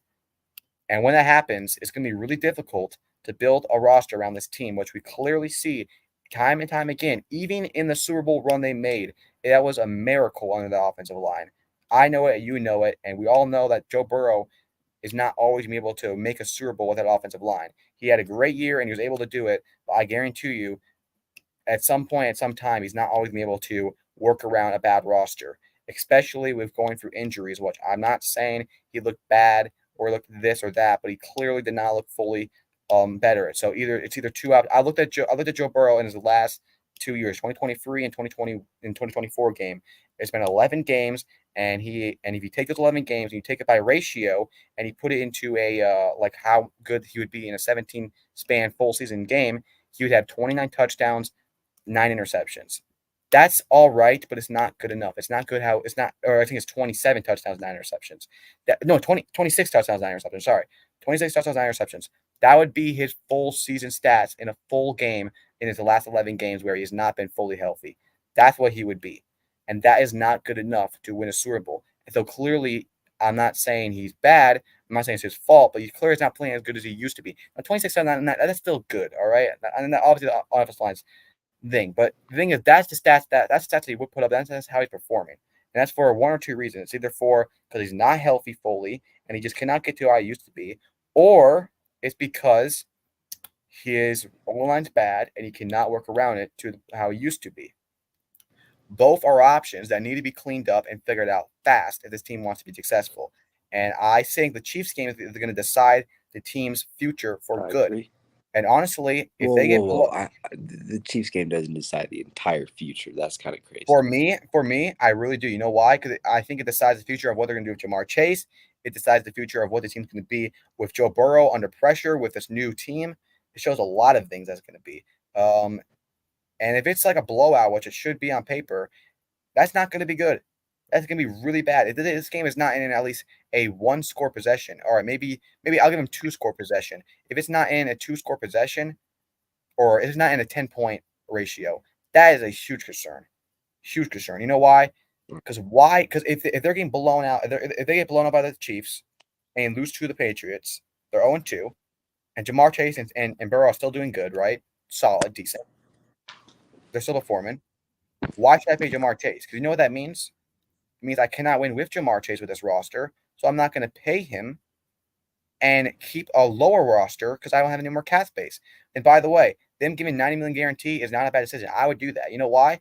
Because Jamar Chase's success relies on Joe Burrow, and Joe Burrow's success will not be fully capable with an offensive line that is not going to provide for him with no cap space. That is a objective fact. That's just what it is. So I think Jamar Chase needs to get off his high horse and be there for his team and his quarterback and take the $90 million guarantee. And people say, oh, but CD got 100 and Justin got 110. Oh, poor millionaires, suck my ass. You be there for their team. The team needs you, and it needs you more than ever because if this team should not be at full effect now, you only want to give Jamar Chase. No, name any receiver that does it. I'll do it right now. I'll do it right now on the spot because that's what I think. Justin Jefferson. You guys, does this quarterback get paid $55 million per year? Okay, there we go. CeeDee Lamb. That guy's contract after his money. That doesn't matter. It still has the same effect. No, it doesn't. Because so you're telling me CD had no idea that contract was coming? How is he supposed to know? Honestly, then paying that should be a signer to it. And even if he did know, I would disagree if that right at the spot. But we don't know what the tension was. What I do know is that Jamar Chase knows that Joe Burrow's getting $55 million. He knows the cap space. Okay. Amon-Ra, Jared Goff. Jared Goff got paid a month after. Amon-Ra got paid in May. Goff got paid in June. Or no, Amon-Ra got paid in April. It still has the same effect. It does not. Because that's after the contract. Jamar Chase knows Joe Burrow's getting paid $55 million, and he knows that the team's not. And by the way, with those teams are succeeding. So that might be a pointer. Bengals have succeeded when healthy. And I want to clear up some false claims. You know when they succeeded, Zone? False claims. No one made. They succeeded when they had Pro Bowlers and a good roster, like I don't know what's his name. What's the one guy's name? Jesse Bates that you could not pay because Trey Hendrickson. I'd rather this Trey Hendrickson over Jesse Bates because an edge rusher. Oh, so you think this roster is better than it was in 2021 and 2022? Offensive line wise, yes. I didn't say offensive line wise. I said overall. Well, offensive line is a big difference, and one thing I want to clear up that Noah said. There were multiple things that he said that were inaccurate. but he said the entire offensive line played bad. Not true at all. Trent Brown was the I said the allowed- offensive line played bad. That's all I said. And they allowed 3 sacks. Allowed the most pressures, the only sacks. Alex Kappa, Ted Karras, Orlando Brown, Cordell Wilson all played great. And once we can get Amarius Mims Against plugged one of into the that right worst tackle, defenses in the NFL. Congratulations. that D line's not bad. And Name as- one guy in the and as- defensive line. And when we can get Amarius Mims Name plugged one into guy that in right the tackle defensive line. position, as long as can you stop interrupting? Name me? one. Okay, As long- yeah. That's what I As thought. long as we get Amarius Mims plugged into that right tackle position, we don't start off slow. I'm excited about that O line. Okay, so can you name one guy in the defensive line? Yeah, Okay. the fucker that got 3 sacks. Oh, against that tackle, right? Trent So Brown. who are the other linemen going up against? Can you name one? There you go. No, So I back to what can't. I was saying. That I had to go on that Jamar Chase rant because it's just something I believe. I feel like you should. I think people should get their money, want their money. But I feel like if that value is over your team success, it should. I think that's where you got to draw the line. There should be boundaries there. So what contract would you want Jamar Chase to get to fit your morals? It's more of just like a common decency than morals. But honestly, first thing I'll say is I don't want anyone like feeling bad that you get less like a poor million. He gets paid $10 million per year. I'm not saying 10 million, but I'm saying if he got paid $10 million per year, he'd be set for the rest of his life. Or So what contract would you want Jamar Chase to get? Okay, you're saying if I'm Jamar Chase or if I'm the GM? No. I'm saying what would you be happy with Jamar Chase getting? You're not Jamar Chase. You're not the GM. What would you be happy with Jamar What would I be Chase getting? happy with? Yes. If you want the honest truth, because this is just the reality of it, Jamar Chase would never go down to the extent that would be best for the team. And I think what would make me happier if the Bengals try to move on. See, is this the lose-lose situation for Jamar? It's not a lose-lose because you know what? You're not losing anything. What you're losing, what you will lose is getting Joe Burrow a team that can succeed around him, where he doesn't have to turn the freaking fighting the freaking Avengers every single time. That's what he needs, and he will not be able to get that with Jamar Chase. And by the way, if Joe Burrow's a good quarterback, he's an elite quarterback. He does not need an elite receiver. Do you agree? Every elite, but that can benefit an elite quarterback. It can benefit, but does it benefit? Level. But does it benefit more than having a full, healthy, good roster, which you will not be able to get to, not even close to the Okay, extent let's not Jamar act like Chase. Jamar Chase's $30 million deal is going to get a whole new defense, a whole new $35 million should get you a lot of money, especially when it's 5 year, and especially since A $30 million could get you 2 starting offensive linemen. Decent. That's a big deal. That's a big deal right there. No, 2 decent O linemen, like the O linemen we have right now. Okay, I'm not just talking offensive line. I'm talking defensive line. I'm talking about so much Okay, other positions. defense line that could get us this. I mean, the same. I mean, maybe Christian Wilkins, which I'd rather have Jamar than Christian Wilkins any day. Well, I'm not saying you have to get Christian Wilkins. I'm just talking about a complete overall roster that can get this team to over the hump. And honestly, I don't think they will be able to get over the hump with Jamar Chase taking up $35 million per year. I do think Joe Burrow put up good stats. I think Jamar put up good stats. Just the same thing as Dak and CD. They'll put up good stats. They'll be good. But when you have that much roster, that much cap taking it off, it's going to be highly difficult to do that. And by the way, no Super Bowl team has ever won that way, where they had 2 of the highest paid receiver and quarterback. It's never happened. And I said the Rams. That was before Cooper Kupp's extension, and Matthew Stafford was on a $20 million contract. He was on a low contract. So that is not even close to the Rams. The Rams just went all off in free agency in general, and they're clearly going to be paying for it. And the reason why they're not paying for it is because they hit draft picks like Puka Nacua and Williams. That's the reason why they're doing good. That's not a promise for everyone, because the only way a team could win with like $35 million receiver in the Super Bowl is if they get highly lucky and they're just players on low contracts just don't ask for big money, or they just turn really good, or they hit on draft picks, low draft picks that just turn into really good, and you win a Super Bowl before they get extension. That's why I think if because you know what people are saying to the media right now, we all know what they're saying. Joe Burrow, if he doesn't have free elite receivers, he can't win. That's what he is, and I don't believe that. I disagree with that. I think he just needs a good enough receiver. Here's the thing: a quarterback does not need a elite receiver. They just need a receiver that can catch and make moves. That's all they need. But elite receiver needs a quarterback to get in that position. They need a quarterback to get him in that ball. They both elite receiver that needs an average quarterback and elite quarterback needs an average receiver. So you have to pick one. Because if you have two, that's going to highly detriment your defense. And by the way, you can still, if you want to, you could still try to get T on a lower contract and a first-round pick for Jamar and a complete roster. That sounds better to me. And if Jamar Chase really cared for the team's success and cared for a Super Bowl ring, he'd understand that. And he'd be able to take whatever the GM offered, which is, by the way, they offered $35 million per year. What I know it's $90 million guarantee. He can go cry in his millions of dollars. All right, I think that's good enough. And if he's willing to $90 push million. that, So you could blow out your knee and you lose an entire. and you get $90 million. contract. You get $90 million. Okay, I'm sure that's gonna be really rough, dude. You have to live in the streets with these $90 million. Oh my gosh. So, yeah, so he's an asshole for not wanting 40 million. I'm not saying he's an asshole. I'm just saying that. I'm just saying if he cares for a Super Bowl, I mean, if he just doesn't care for Super rings and he just wants to get money. Guaranteed money won't win him a Super Bowl. Won't win the Bengals a Super Bowl. I never said it would or wouldn't. I'm just saying. All I'm saying is I don't know why you're crying about all this guaranteed money. because he turned down an offer. The with guaranteed reason money. the Bengals aren't paying him all this guaranteed money is because of Mike Brown. Huh? He does because guaranteed money. Do you understand? Guaranteed money you have to give up front, so that has to be. It enters Jamar Chase's account immediately. Mike Brown doesn't have that money. Does that make sense? Okay, so Jamar Chase is just willing to make. Jamar Chase is not willing to take that. $90 million.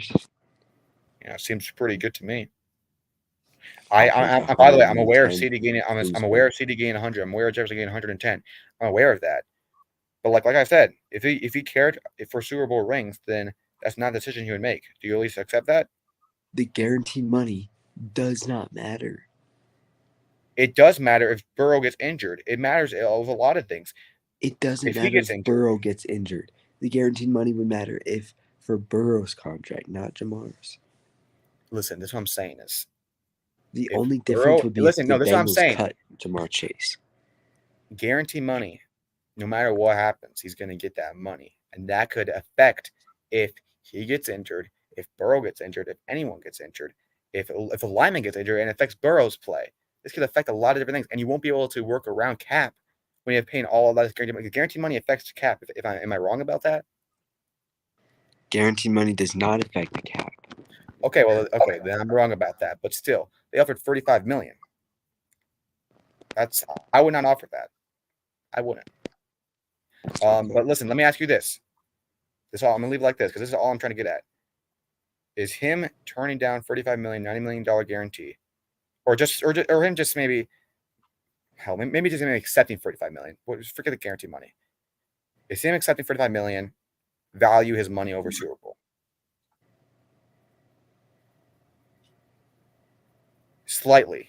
I mean, I think if you, I think it's possible to win a Super Bowl when you pay a receiver that much. But yes. all 57 teams never done it that way. What was it? Was it worth?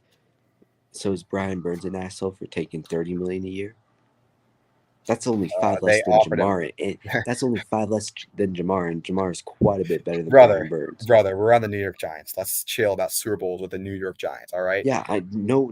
And by the way, he got traded. It's a 5-year deal. It's a 5-year deal, and you're saying how the Giants can rebuild in 5 years. Evan, it's different because this is not. You have a quarterback getting paid $55 million per year. You know the highest paid 40 quarterback. million, 55. That's 15 million less. 15 million is a big difference when you want to build a Super Bowl roster. And by the way, there's been 15 many. 15 million? Evan, 2011, 2007, we won Super Bowl with defensive lineman being the highest paid in the NFL. And you know what? It worked just fine. You know why? Because Eli Manning didn't take a lot of huge cap space. He probably didn't deserve it, but still, he didn't do that. You know why? If we would have paid him that, we would not have got those defensive linemen. We would not have won the Super Bowl. Now, on the other hand, there have been 57 teams in the Super Bowl, and not one has won having a top 3 highest paid quarterback and a top 3 highest receiver. That's never happened in the NFL. You just think the highest paid quarterback and the highest paid receiver is going to be able to win. So all you're saying is Bengals have a chance to make history. That sounds lit to me. They have theoretically 0% chance because it's not happen. theoretically a 0% chance. Okay. I mean, if you're talking ratio, it's never happened. Until Bengals make history.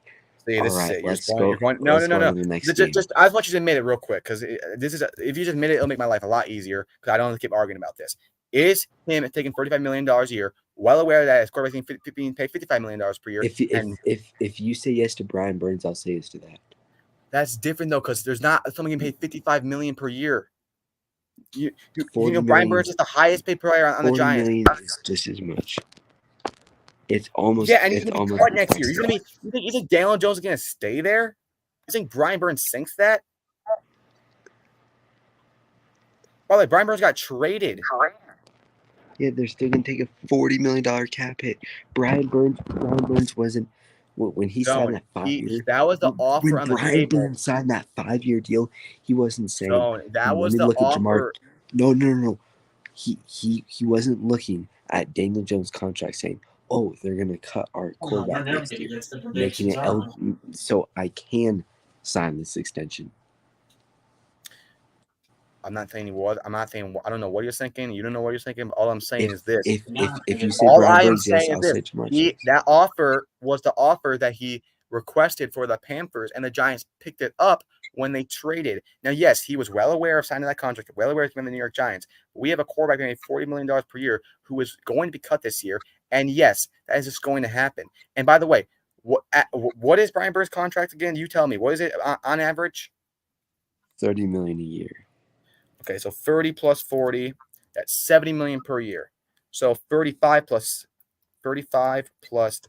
55, that's $90 million. You're trying to compare 70 to 90 million. That's a $20 million difference.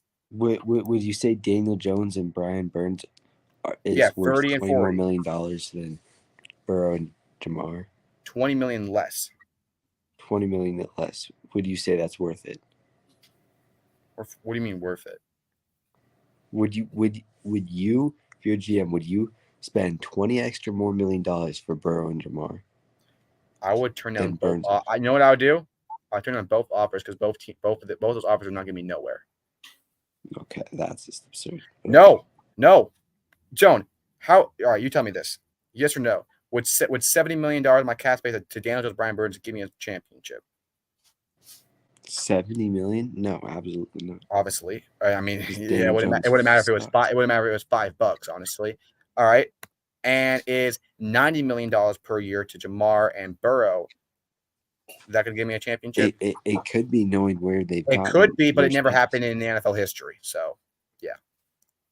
Bro, that is the zestiest thing I've ever. You can call it whatever you want, but it's a fact. So you can make fun of me or whatever. No. Sorry, it's just all I'm saying is there's a better chance. No, it's not. All I'm gonna say is this: this is an objective fact. You don't have to agree with it, but it's a fact.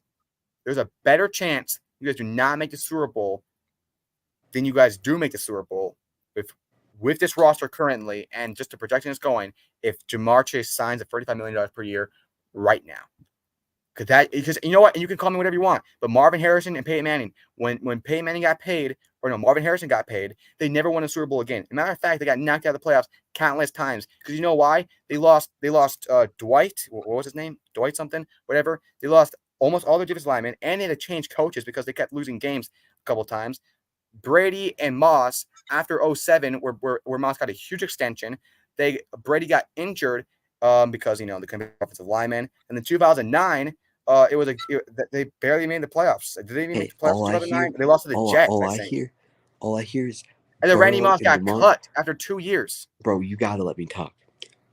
All I hear is Burrow and Jamar have gotten this close to winning the Super Bowl, and they have a chance. That was before their extension, bro. That was before their extension. That was a $90 million difference, dude. The team's only gotten better.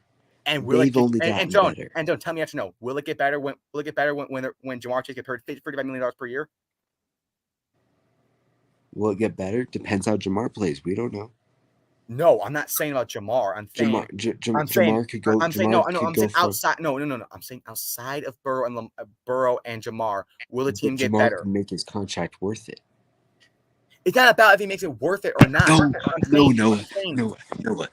Any cap hit does not make your team better unless they're worth the contract. So yes. No, Daniel Jones. No, Jamar. No, Burrow. No, Patrick Mahomes. None of those contracts. Taking that money away makes it better. Obviously not. Evan, you're not understanding what I'm saying. I'm saying that they both played great, better than they're playing now on a rookie contract, okay? And that's how they played. And now they could play even better than that or the same as that or worse than that. That's irrelevant to my question. What I'm asking is, when Jamar Chase signs at $35 million per year, will that team be able to work around the cap they used to when they're on, when Joe Burrow and Jamar are on the rookie contract? This is an obvious answer. No, because you're taking up 90%, not 90%. You're taking 90 million cap per year, which is I think is around half, 40%, 40. I think it's 35%. And they could only be getting better. Tell me, They're okay. more experienced. So they're going to start getting better when they have less money to spend on offensive line, less money to work around the team.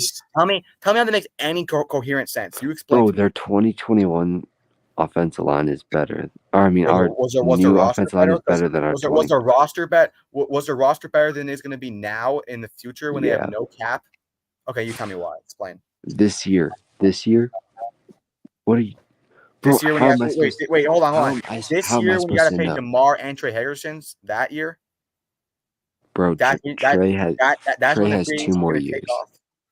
Trey and Jamar both have 2 more years. Oh yeah, Trey, the guy you said you were retired because he has a contract now. I know he didn't. No, you know damn well that was a contract, but you only like to bring it up when it. Listen, this is all I'm saying. Let's just please say yes. No, one's gonna move on. Yes. No. Yes. I want it to be a real answer because you know it's true. It's the most obvious answer ever. It's like 1 + 1. Is Jamar Chase signing at $35 million per year with Joe Burrow being paid $55 million per year? Well aware how detrimental this will be the cap space and the team going forward. Is that not, even in the slightest way, taking your money over a championship? Yes or no? No. You know what? You can have it. Jamar, Burrow will be good, but you guys will never win a championship under that cap space unless it's this year. And you know what? Just from the look of it, just from the score I'm looking at right now, it's not going to happen. And you know what? Mahomes, I'm rooting for you now. That's how much you pissed me off. All right, next game. You're rooting for Taylor Swift. That was like an hour. Yes. Go Go Swifty. I'd rather have that. You pissed me off so much. I was a blowout. Honestly, oh God. I just want to see you finally have no more excuses and you just have to sit there and say I'm right. That's what I want. Because I know what I'm talking about. I know what I'm talking about. 57 teams. 57 teams won the championship. Never had it that way. And you think Joe Burrow and Jamar do it. Yeah, my white ass. All right. Okay. 47-10. Now listen, whenever I have a bad day at the Giants, Bryce Young is so ass. at least I'm not a Panthers fan. That's all I can say. Because at least we know DJ's bad. Like Bryce Young, we're trying to give him hope. Wait. Noah. You do realize you're saying at least I'm not a Panthers fan. You do remember 40-0 last year, right? That was against the Cowboys, not the Saints. It doesn't matter. 40-0. That was against a division. But Bryce Young, first round, heartbreaking division loss. Derek Carr, 3 touchdowns, 0 picks, and he went off. I know the Panthers defense is bad. J.J. Horn's the most overrated ass corner I've ever seen in my life. It may be worse than Emir Forbes. Aren't Panthers have to have like a decent defense, at least? Dude, Derek Carr, I don't care what team you do to get. That was a great game by him. And Alvin Kamara looked great also. The Steelers' defense is one of the best in the league, even with the Panthers' offense being bad. They're still a great defense. And Bryce Young, I said it last year, a lot of people saying, he's just a rookie. No more excuses now. Yeah, he's asked in. He's asked here. And I know his offensive line's bad. I know that. But, he had 2 interceptions that was completely on him. His first throw was not an excuse. Dude, his offense was blocking him well. You could pull the card of, they ruined his confidence. They ruined this. Maybe that's true, but that does not matter. All off season. That he is asked now. That's all we know. Derek Brown is out for the season, which is highly unfortunate for the Panthers fan. And you know what? Yeah, let's just tank. It's time to tank. They're probably gonna get a quarterback. I thought Bryce Young would be able to stay another year, but honestly, after this game, I think this is his last year. So he's probably one of the biggest busts we've ever seen. Terrible. Might be better than Jamar. worse than Marcus Russell. I don't know about that. I don't know about that. Dark Star, she had a solid. He actually had a solid team. He's just so fat. But anyway, yeah. So maybe they're in the Shedeur Sanders sweeps. Well, no, never mind. He did freaking for a pick six against Nebraska. Never mind. Maybe he's in the Quinn Ewers sweepstakes. Carson Beck, Cam Ward. We're gonna see what they do. But yeah, terrible game. Saints are a real team, and by the way, they are fully capable of winning the division. All right, anyone else? I'm actually scared to play them next week too. Yeah. Thing with Bryce Young, it's like he knows he's short, and like it kind of looks like he's trying to like overthrow the ball to get it high enough of the offensive line, but he's like overthinking it, and he's just throwing it like way too high for no reason. And I hate to say it, but I think he's a bust. Like, the Panthers made the effort to go help him out. They got Robert Hunt from the Dolphins. They got that other offensive lineman. Deontay Johnson. Traded for the Steelers wide receiver Deontay Johnson, who had a couple good seasons there. And they drafted Xavier Leggett, who was already in the area because he went to South Carolina. And he just doesn't look any better. He looked worse at times.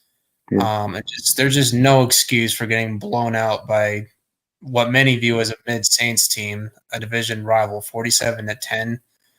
Like, this was the worst game of the week. Like, this is really disappointing. I actually thought it was been a close game. Actually, part of me wanted I can't imagine what it's like to be a Panthers fan, because like there was like a point in time where you guys were like on top of the world. You had Cam Newton. You guys were 15-1 at one point.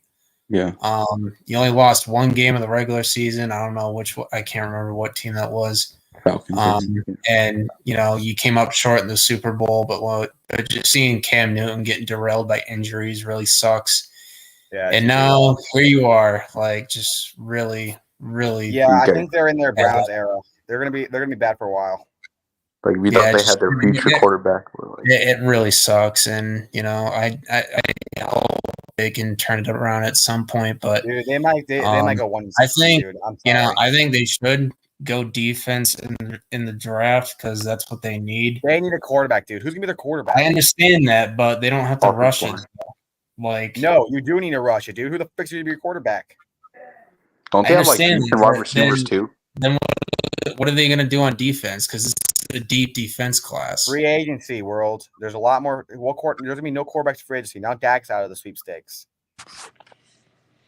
So you got to get a quarterback in the draft. I don't think any quarterback would succeed. Well, listen, if you're the Panthers and you're the first round pick, you're telling me you're going to take a defense over a quarterback? I mean, the quarterback class isn't that great. Besides Quinn Ewers, Sanders. Compared to last year, it's not that good. No, I think it's better than the last year. What was so good about last year? 6 quarterbacks in that top. Yeah, I don't see 6 quarterbacks going in the first round. Three of them should have been in the second round. I agree with that. No, there's at least 4 first-round quarterbacks in this draft, so I think it's a great quarterback. I'm not saying it's on the offense or O-line and stuff, but do we really think that Carson Beck or Sanders is going to fix the Panthers' offense? No, I didn't say they would, but I didn't say you said that. I'm just saying I don't think a new quarterback is going to change much. All right, who's your starting quarterback in 2025 then? Bryce Young? I mean, for now, until I'm sorry. You cannot.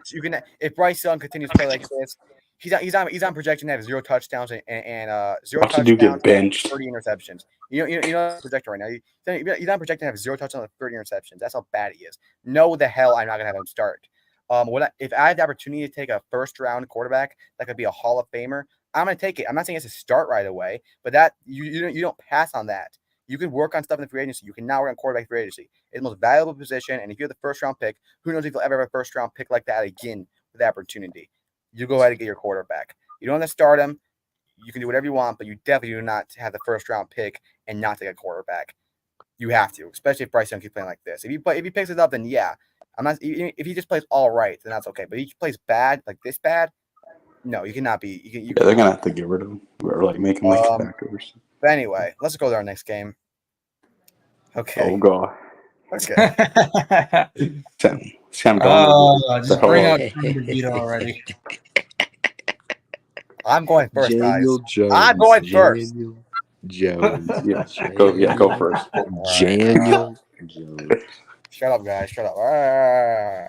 You knew you picked the Giants, dude. Okay. That's your decision, not mine, man. Fucking dumbass picked the Giants. I'm going. Okay. By the way, I don't want you to get mad if you're talking. You're talking at least 10 minutes on that Bengals one, so I'm talking as long as I can. But I will try to keep it short. Okay. A lot to say here. So, going this game, I really had high Kayvon's expectations. ass. All right, sorry. I had a lot of expectations for this game. I did not think we would be. I don't think we're going to be good this year. I did think we would be solid. I think Daniel Jones. I mean, looked good in the off. I mean, looked good in training camp. He had a terrible preseason game, but I did think that he would be able to pick it up to at least win against Sam Darnold because I thought Sam Darnold was going to be really, really bad. So it started off great actually. We got a fumble. Andrew Phillips, our corner, he had a fumble, and then we go ahead and get a field goal. Everything was looking up. Next possession, they I don't remember what happened. Anyway, basically, Sam Darnold played amazing in the first half. I don't think he had an incompletion in the first half. He was like 14 for 14. It was terrible. Now, I'm not going to say this is like fully on our defense because maybe Sam Darnold is good. I mean, the passes he made were good. That's just real. He made good passes. So maybe Sam Darnold can have a Baker Mayfield effect of the kind of year. And by the way, I'm going to say this right now. Vikings have the best quarterback position in the NFL. Name any position of offense that a quarterback can go into that'd be better than the Vikings. Maybe the Eagles, but I wouldn't even say that. The Vikings have a great offensive line. They have a great running back. They have Justin Jefferson, Jordan Addison. I mean, this is just an insane. A TJ Hawkinson who was not starting, but still.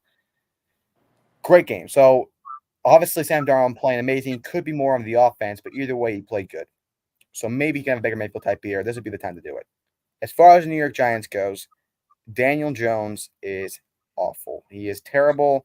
There's no more excuses to be said. The offensive line looked better. I was happy to see it. Andrew Thomas played great. Still not a good offensive line. I think our offensive line actually looks solid.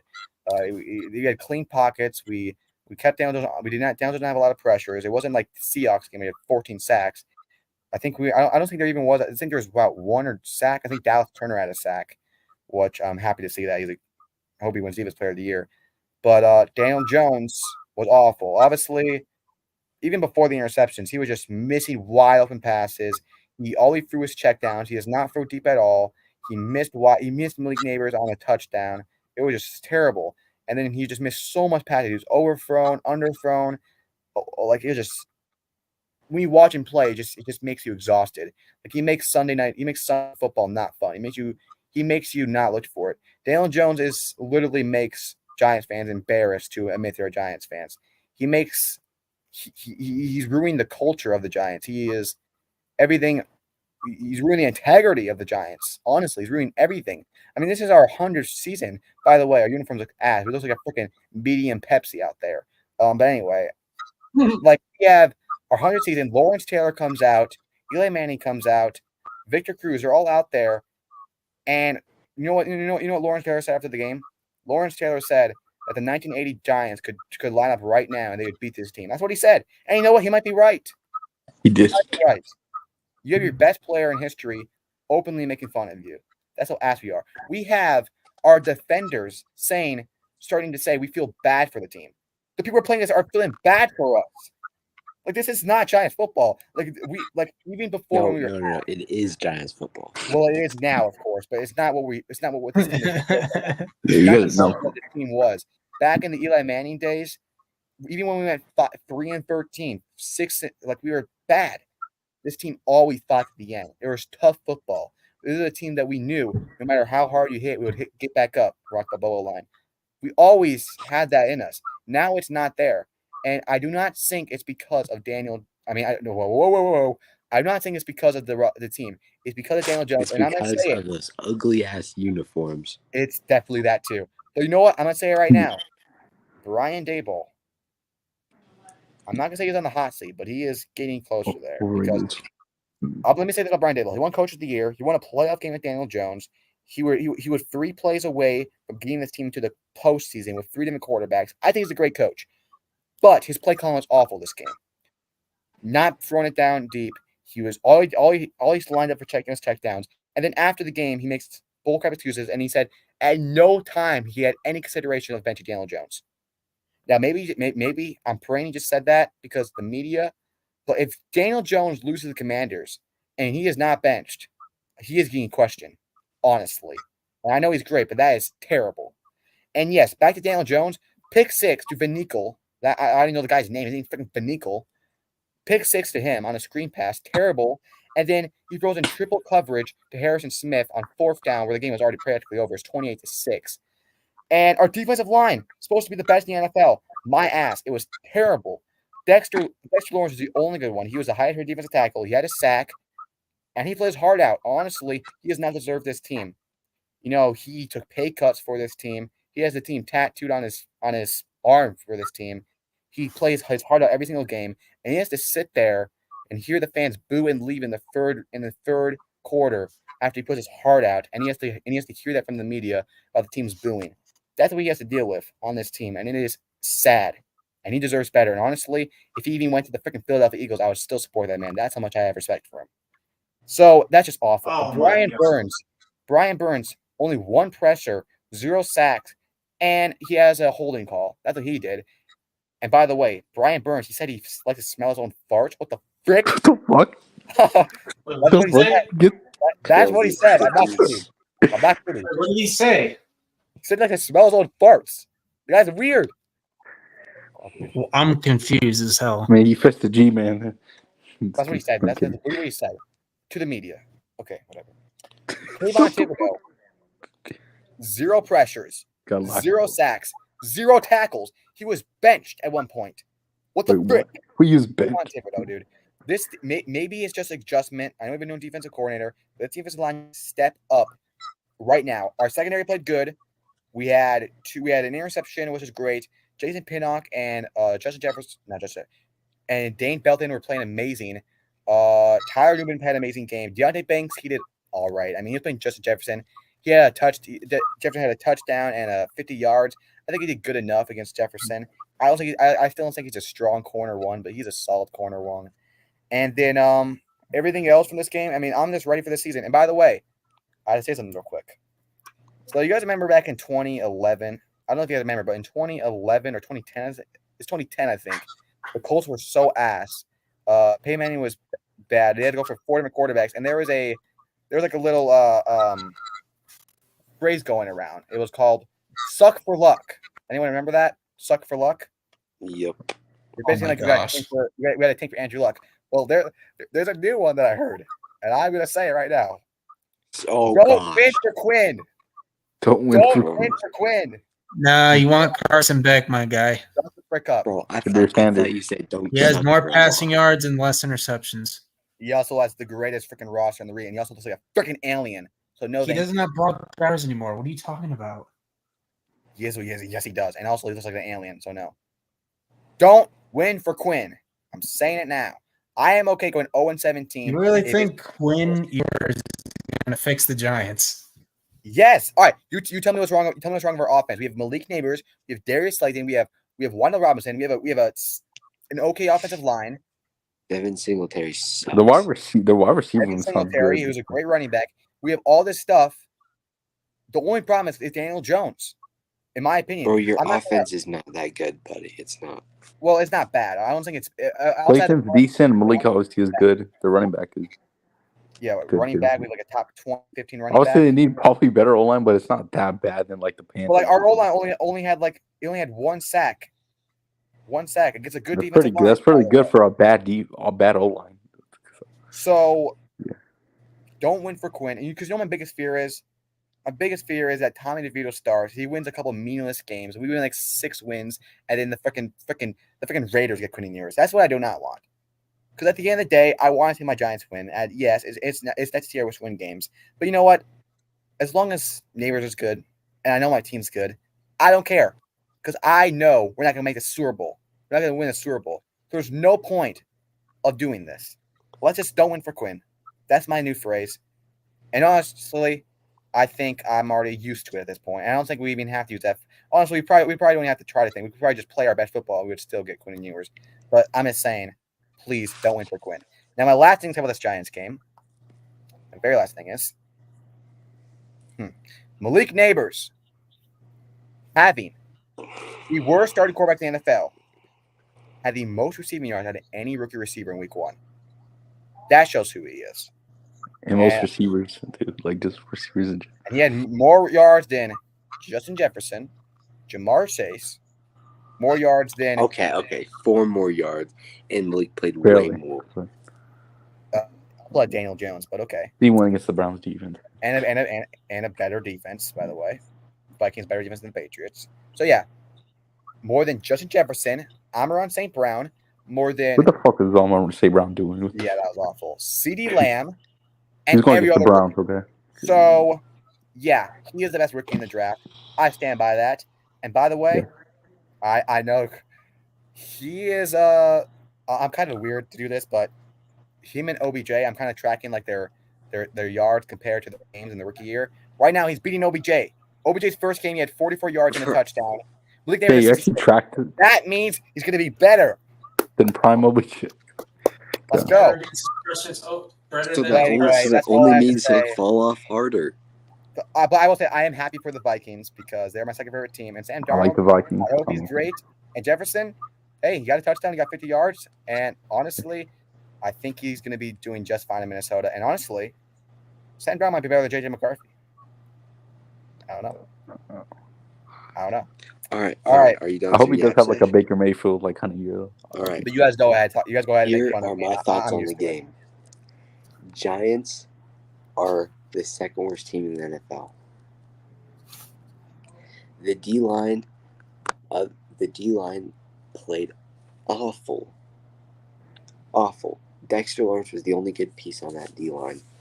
Kayvon, you failed to mention Kayvon once in your whole Yap session. Yes, I did. I ripped him. He meant No, hold he said on. he hold sucked. on. He got I really benched. sucked. I did. said he got Maybe benched. I'm not honestly. gonna lie. I'm Oh, not and gonna by lie. the I way, was one like thing a about sink. Kayvon. Frick you, Kayvon Thibodeau. You know what he did? In the media, someone asked him, oh, what about you getting zero pressure? Like, someone asked another question, a good question. Shut the frick up. You had He's zero like, ask pressure. that. He's like, next And question, you please. know what he's saying before? I want to break Michael Strand's record. Yeah, 22 sacks. You want to break the record? 23. Yeah, he ain't breaking. And his someone record. asks you in the question, and you get all pissy about it. That's the last thing we need in the locker room. We don't need cockiness and blaming other people, like what Shedeur Sanders does after every game. But anyway, that's what we don't need. Don't do that ever again, or else you might be traded to the Bengals. Go ahead. Oh, please no. But Don't Kayvon say that. You know. sucked. Kayvon sucked. 6% win rate. That's I'm looking at it right now. That's bottom 10 Yeah. percent. Yeah, But he that's- benched in the that's- third. That's just not good. Bad. Brian Burns didn't do jack crap. Daniel Jones threw a pick six, threw in 2 interceptions. He's gone after this year. I'm gonna be honest. This is no way. And I'm gonna be honest. Daniel Jones is at risk of firing both Joe Shane and Brian Dable. I could see a realistic possibility. I don't think it'll happen, but it's definitely a realistic possibility that all 3 of them are gone after this year. If that happens, Do I I think might it's the right actually. move? Maybe. Okay, you know, you understand what you just said there, right? You said Daniel Jones is one of the worst quarterbacks, and you want to playoff with him. So why is him being bad have to do with Brian Dable? You think Brian Dable told him to throw an interception? Because Daniel Jones got Brian Dable did not draft Daniel Jones. Daniel Jones got his other coaches fired. Why not Brian Yeah, Dable? yeah, and they were terrible, and they also didn't win a playoff game. All right, I just hope Brian Dable's fat ass can get on the airplane. bro, and he go to lost his next weight. important job. And by the way, Joe Shane is a great GM. He's never made a bad move, in my opinion. Besides Daniel Jones, okay. I was about to say. Oh my gosh, that was bad. Okay, that was I terrible. was like, but, Daniel to be fair- Jones? To be fair, you have to pay your quarterback. I'll let you clip whatever, but can we clip that and turn it into Okay, YouTube you short? want me to pull up the clip where you say there's no way that Daniel Jones is better than Matthew Stafford? I can show that. Okay. Oh my god. Okay. You just say you would But take him. but can we please clip that? Even Alright, Karate was arguing you like, guys. hell no, he's not better than Devin Stafford. Singletary. Wait, let me see if I'm Devin. Hold on. Oh my gosh. Take off hold on. 26, Kevin. Why are these I didn't stats so see- fucking hard? look. Freaking, I gotta stop cussing, bro. This is bad. Yeah, why you keep cussing too much? Singletary I had just don't 37 yards, and he had a receiving yards. Bro, I don't give it. 15 yards and 37 yards. I care about his yards per carry. Oh, 3.7. 3.7 yards per carry is not. Well, to be fair, that was Saquon Barkley's yards per carry before that one big run. He had not a great game. We'll probably have a better game. It was very funny in red zone. So during the actual game, I only saw one clip, and because I had red zone on my laptop, the Bengals game, I was about to kill myself, but I had that open, and the one time I look over and I see the Giants red zone on is Wando Robinson running this beautiful route wide open in the end zone, and I think Daniel Jones literally threw 30 He feet had over some his great head. footwork. 30 feet over his head. Slayton too. You overthrew him so, but that was terrible. And Theo Johnson had a wide open 30-yard gain he could have gotten. That You guys got some decent receivers scheduled. Yeah. That's why I think Quinn Ewers worked just fine here. Banks, I'm not going to hate on him at all because He didn't do that going bad. up against Justin Jefferson is brutal. So, 50 especially yards. Week 1. The touchdown. You're gonna get a touchdown score on you if you're going cooked against on that, but it's Jefferson. You're gonna get a touchdown scored on you. You can't hate on a young corner Week 1. But him and Scary Terry have a great rival, so I can't wait to see that. They always go back and forth, and then even on Instagram after they swept them, he went off on them on Instagram Live. So I love Terry. Can't wait to see that. It's gonna be fun. Scary Terry there. He says, was 17 there today? I didn't see 17. He must have retired. I was like, oh shoot. Bro, this fucking cocky ass. You want to talk about Con Taylor Britt? Oh, all they could do is run fast. Don't get out of the corner, two right? touchdowns. They're getting scored on his ass. He's not wrong. 2 touchdowns. He can do more than run fast. He was wide open and he got an amazing touchdown. He's a good receiver. And listen, that's okay. That's rival. No. He's not saying he wasn't a good receiver.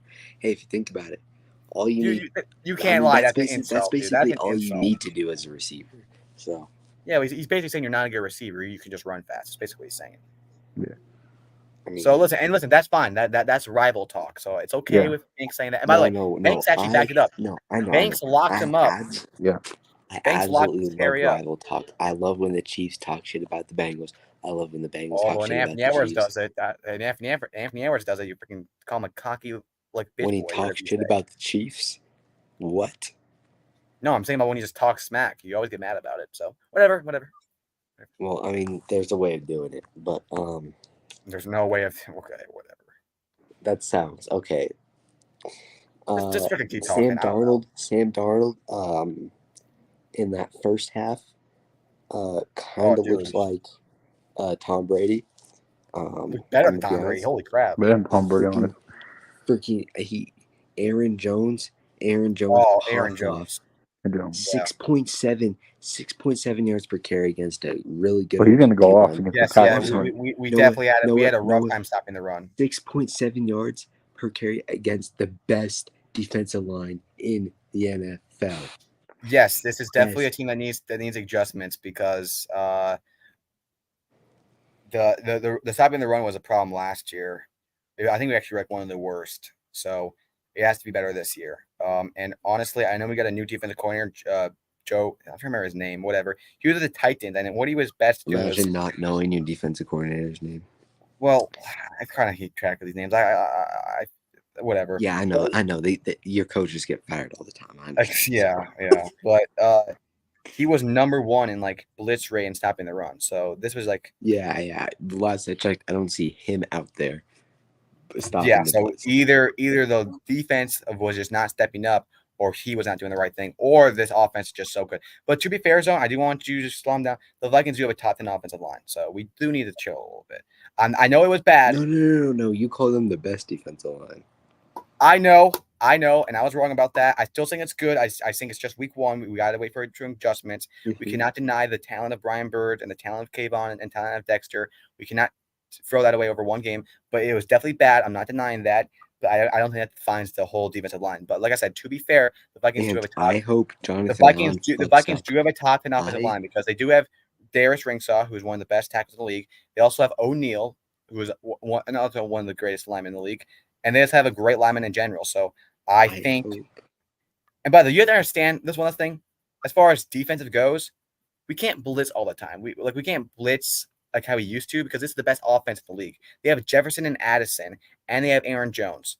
You understand how the defense adjustments to that?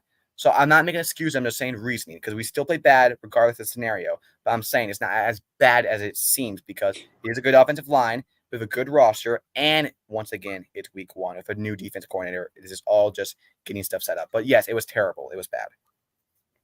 Yes, it was. All right, let's go to the next. Unless All right. World or Tristan. Baker yeah, Daddy Baker. Mayfield is currently second in fantasy points, by the way. 4 touchdowns, 0 interceptions. Crazy game. And I know with the Commanders, they have the worst secondary in the NFL by far. But it's, Even the Commander fans admit that, which is surprising because they're probably the most dumbest fan base in the league. So, yeah, it's bad. Amir Forbes, I can't believe they took him over Gonzalez. That is freaking hilarious.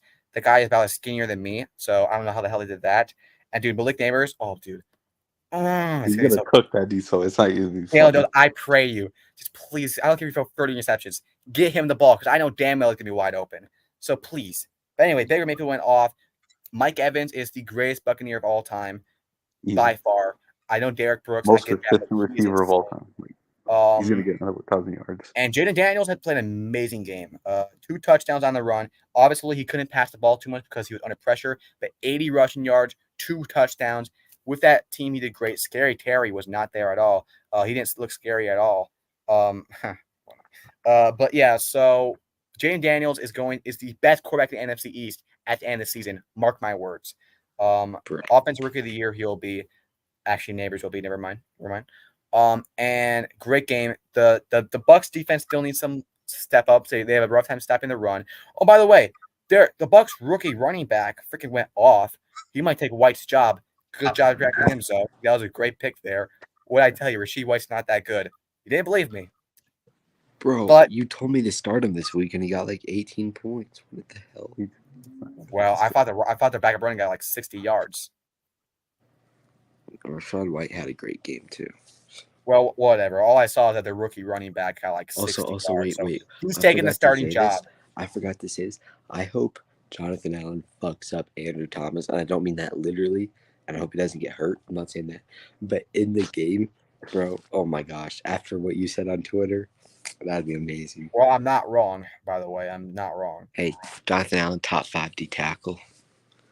Number 1, Chris Hell Jones. no. 2, Quinnen Williams. 3, Dexter Lawrence. 4, Vita Vea. 5, Jonathan Allen. So no Derek Brown, no Jeffrey Simmons. Oh fuck, Derek Brown. All right, 6. Jeffrey Simmons. They're like Christian the Wilkins. same to me. Christian Wilkins.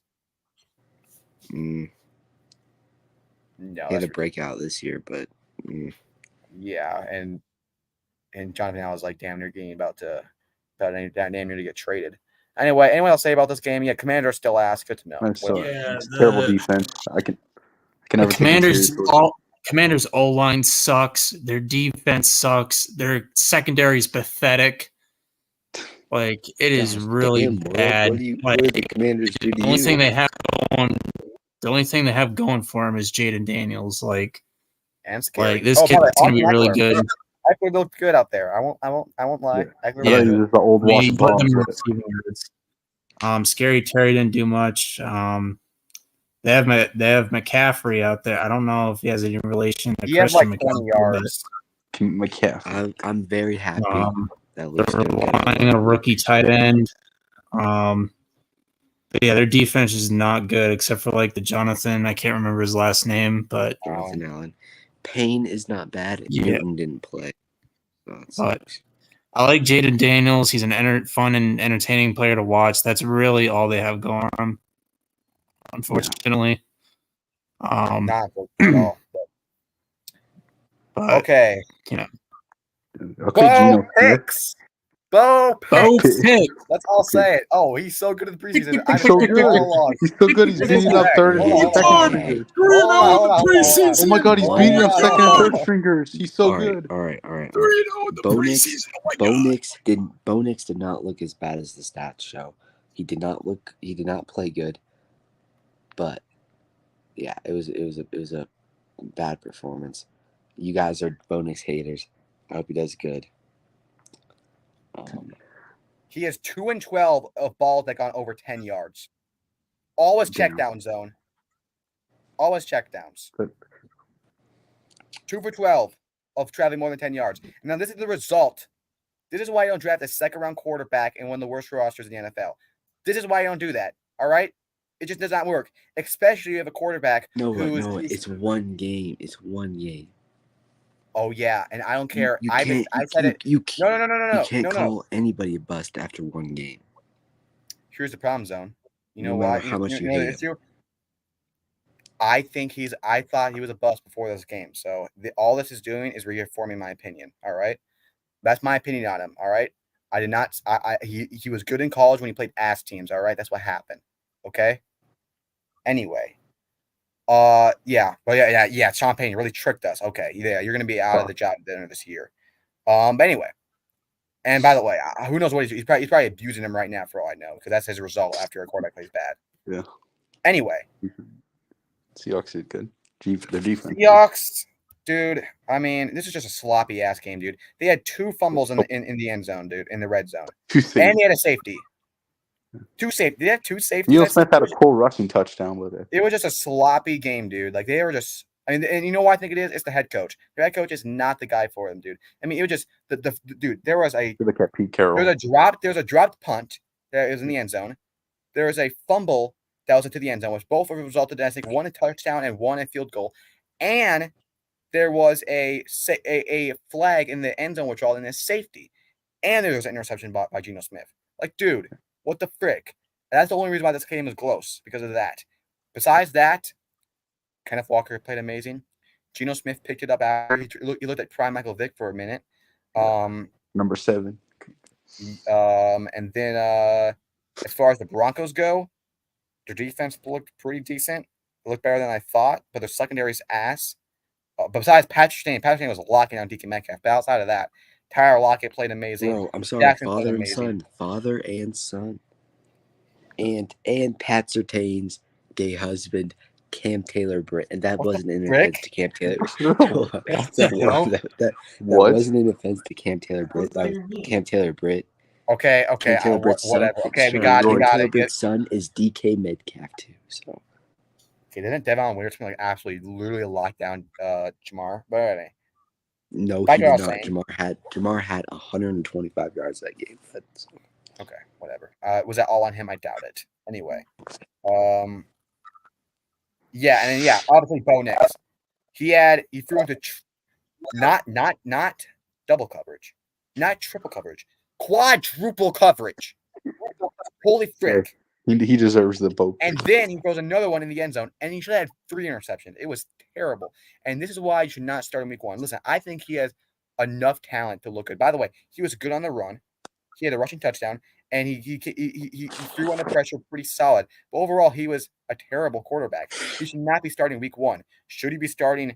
People say, "Oh, you can't start Zach Wilson." Yeah, you can. Not only is he probably better, at least right now, it's better for him to learn that way. But Sean Payton, honestly, I don't expect him to do anything smart. That guy's a dumbass. He's gonna be fired after this season. He's just ridiculous. And as far as this games goes, the Broncos look better than I thought, but overall they're going to be a bad team. And the Seahawks also they might be the worst. I feel like they might be. Honestly, this looks like both.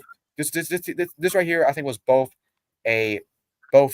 bad / mid teams going against each other, and it happened to look somewhat entertaining because that's what it was. So yeah, overall, Broncos secondary looks bad outside of Patrick Stain. Their defense looked a little better than I thought, but overall, their O-line looked good. Their receivers looked not the greatest, honestly. And Bo Nix just looked awful. And by the way, Williams looked not so good. He dropped him. I think he fumbled, didn't he? Williams fumble. Yeah. Just a sloppy game from the Seahawks. It should have been a way closer win, but there's so much sloppy plays that made it look like actually a competitive game. And Bo Nix is ass. He should not be starting. Maybe he can develop to be something. I'm not denying that as a fact, but it's not going to happen like this. It just will not happen. I'm not saying you have to play like Peyton Manning week 1, but you cannot play like freaking Josh Rosen. All right, you cannot. So that's all I have to say about this. Yeah, that's about it. Yeah, I'd also like to shout out the best athlete of all time, Joey Chestnut, performed at the Bengals halftime show. He's a Bengals fan. Ate a bunch of hot. Did he perform it on Joe Burrow? Greatest athlete of all time. Oh yeah, Joe Burrow knows that. Anyway, anyone else about this? Bo picks? Oh no, Bo. Anyone? Dan Hart. By the way, he said, did you not hear the commentator say, "Oh no," as the ball's still in air? Oh gosh. Yeah, pretty much what I expected out of the Broncos. Just not much on offense. Sutton is not terrible, but he's not an elite wide receiver. Josh Reynolds, Marvin Mims, decent. Tight end is pretty weak. The line is not that great, except for like that one guard that they have. I can't remember his name. And like defense, Patrick Surtain's their clear-cut best player on the entire roster. There's no denying that.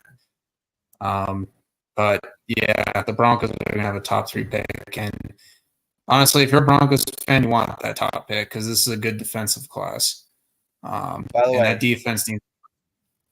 I just saw this. This was called zone. Do you see this? This was called as pass interference on Andrew. Look at this play. This is pass interference to call. No, I know it was still a blowout, but still. What the frick? All right, sorry. Go ahead. I mean, he was kind of up in his shoulder pad a little bit. But... No, that is. Yeah, dude, what? If you're a Broncos fan, you want that. Yeah, but it was also underthrown, so I don't know if.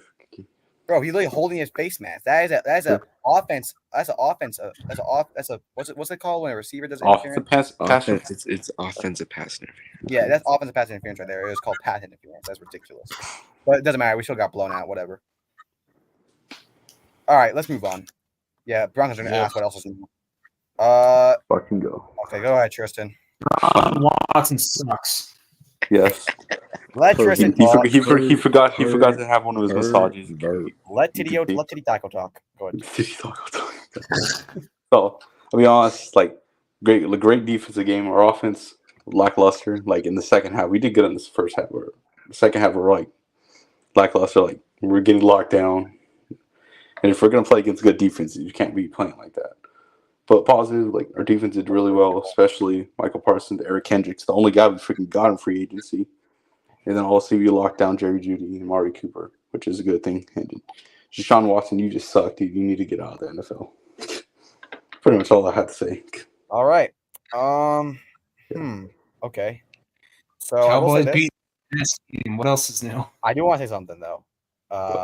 Ezekiel Elliott got a touchdown, and I do. As much as I hate the Cowboys, it is nice to see Ezekiel Elliott and Dak back playing and getting touchdowns. Just seeing them in the red zone, just like hugging, that brought back a lot of memories of like not so good times in my life, but it was fun times. So it was good to see that again. I hated Patriots Zeke. Yes.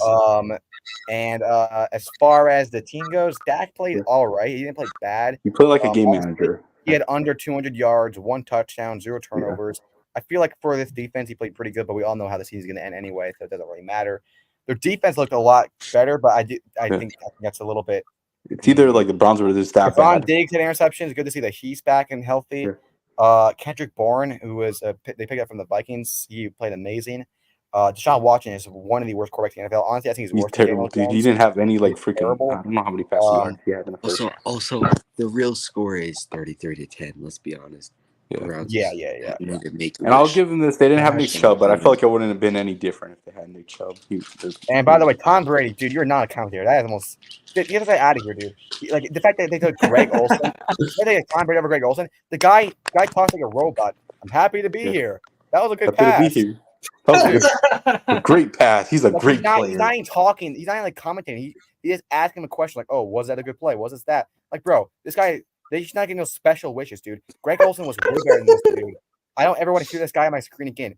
I thought after he retired, I wouldn't have to hear from his bum ass again. But now I have to hear him. He had to support the team that retired him. Like, it's bad enough I have to watch the freaking Cowboys, and freaking massage Watson play. Freaking PDD of course. He didn't get any massages. I also have to listen to freaking Tom Brady listen. Like, gosh. Anyway, that was a great play. Great player. Like, shut the frick up, dude. That's exactly how he sounded. But yeah, Gronk was like, it was, Hey, he people was actually had definitely the a Browns rookie winning out this there. game. Deshaun Watson good playing game for the good. Cowboys. I just wanted to. CeeDee Lamb was kind of locked up. I'm not gonna lie. Yeah. One good catch, but then he got locked down. I'm not gonna- Yeah, and then This Yeah, is very. I mean, what can this I game say? is very fun to watch as a Bengals fan. Though. I You really know- thought Browns would actually give us a fight. I actually thought Deshaun Watson was actually going to I play thought it was good. gonna be a low scoring game. Honestly, I guess I was wrong. Tyler Guyton, our offensive. All right, then we got Chargers beat the Raiders at their home. By the way, there's like 30 fights at this. Dude, there's like There's I like saw fans fights and there then was like 30 Yeah, fights. Jack Jones got into it with There was somebody. Jack- Jackson's always there was one fight. I thought the funniest clip. So there's this Raider and Chargers fans fighting, and then this Raider. And then the Raiders fan punches the Raiders fan on accident, and then the Raiders and Chargers fan both start beating up on this Raiders fan. Oh, Like, what I the didn't know frick is that. going on? Yeah, like, holy There was like- crap. There were like 30 fights. Dude, Dude, I what can- about you guys always wanted there's to at fight least somebody? 8. I counted 8 separate fights just from the audience, and then there was a fight in the game. Like, what the frick?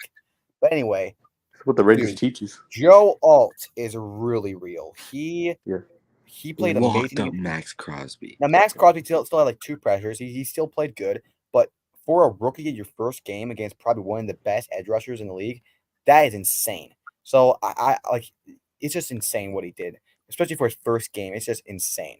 And Justin Herbert played a pretty good game. He didn't have a crazy game, but this is a great defense, one of the best in the league. So he did pretty good. And J.K. Dobbins, holy frick, I picked him up in fantasy right away. He's gonna go off in this. And J.K. Dobbins, he is the next fantasy. He is the next Williams. I'm telling you right now. He had 150 yards, I believe, or 120 yards. He is going to be so good on this offensive line, and we know that what's his name, the coach, Harbaugh. He likes to Jim run a Harbaugh. lot, and he's going to use J.K. Dobbins a lot. So he is going to go off. I got him in fantasy. Let's go. And yeah, Raiders. Gardner Minshew played pretty good. He just kept throwing checkdowns, but he also didn't. He did have an interception also, but he also did have a touchdown. I think he played decent, but I do want to see more out of him. And Adams also wasn't really involved that too much. So maybe he's declining, but honestly, I don't think he got the ball as often. And then as far outside of that, I can't say too much about it. The Chargers defense still does not look like amazing, but also doesn't look bad. I feel like holding to 10 points is good, but I do think there was times where they just got cooked by a receiver, or they just. I think they got They don't have a Madison. good secondary. The running back from the Vikings, Madison, who was ass.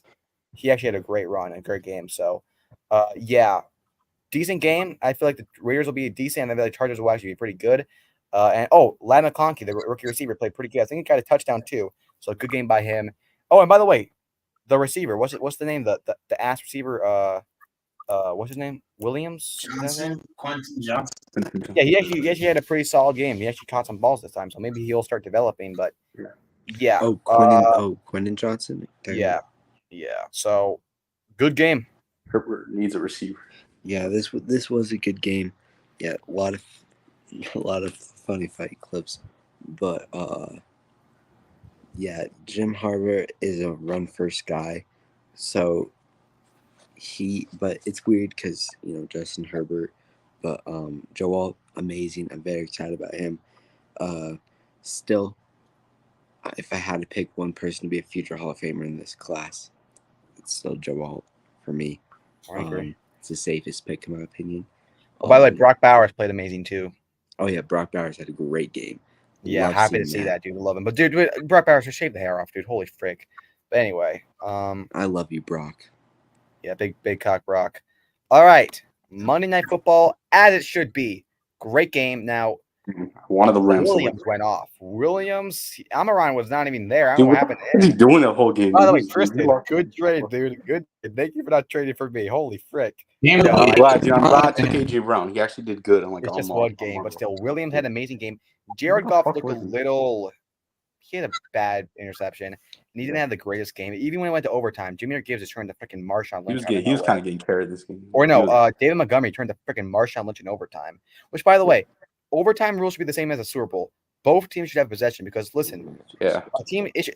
a team should not be decided on luck. All right, like it's ridiculous. Like a game should not be decided on luck. I know the team still has to go out there and play, but like still, any playoff game should not be decided on luck. It's ridiculous it happens that way. But anyway, great game. Matthew Stafford looked amazing. He didn't have a bad Oh, interception. That one throw. But I'm gonna throw right now. This is probably the throw of the year. Like it was insane. Cooper Cup, are you back? Okay. That's Hey, ridiculous. oh god, I hate that commentator. But yeah, look at this pass. He's hit. He throws over pass and Cooper Cup. Good to see Vanilla Rice back out there, dude. Holy Bro, crap. you saved my fantasy, Cooper. Thank Cooper you. Cup. Dude, 100 yards. That toe tap looked like freaking prime. You Julio better see Jones. 1,000 yards Dude, from the you. reports might be true. Insane game. Go back. Jared Burris looked amazing. He looks like Tavon Thibodeau last year, by the way. He looks amazing. And Kobe Turner also had a good game. Jahmyr Gibbs, I don't think he had the best game. I think he was kind of slow. David but, Montgomery and Jameer and Rodgers. Williams, he wasn't really involved that much either. Montgomery sealed the game. But we do got to talk about poor Puka. He got injured. I don't know how bad it is, but he's in injured, man.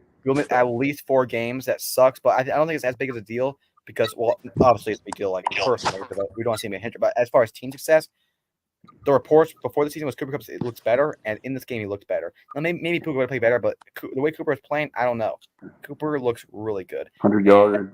Not forget, this guy had the best wide receiver season of all time, better than Calvin Johnson, because this guy. Remember, both of them were from Stafford too. Because this guy had an amazing playoff run, won Super Bowl MVP, and a that. Super Bowl game-winning touchdown. So, by the way, insane touchdown. By the way, that touchdown was crazy. So yeah, great game. And by the way, all the Lions fans, and we own Stafford and boo-hoo. Stafford could give a less of a piss about that. He owns a ring. You guys never even been to the Super Bowl. He's been to the Super Bowl more than you guys ever have. Why are Lion fans so I hate those comparisons. Lion fans are where so it's like a trade. Wait, Crowder, I agree, dude. They're actually pissing me off, dude. One good season now. They're always pissing me off on Twitter. They're always talking the smack. In the Giants preseason, they're talking all the smack.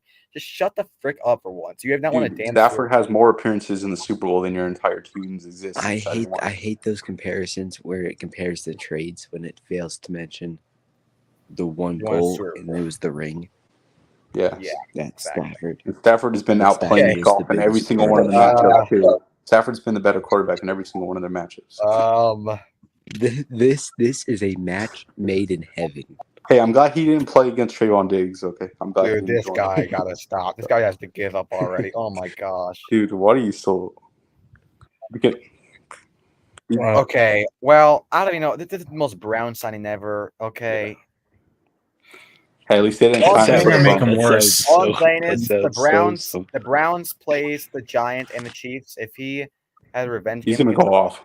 if he has a revenge game against the Giants, I'm gonna actually kill myself. I'm not joking. Hey, I'm glad they didn't sign him before but that. That would be He didn't hilarious. go for the Cowboys. That's even if he gets out of the practice squad. So yeah, I hate Kadarius Toney so much. So Glad he didn't join for the Cowboys game. This is the most Brown signing ever.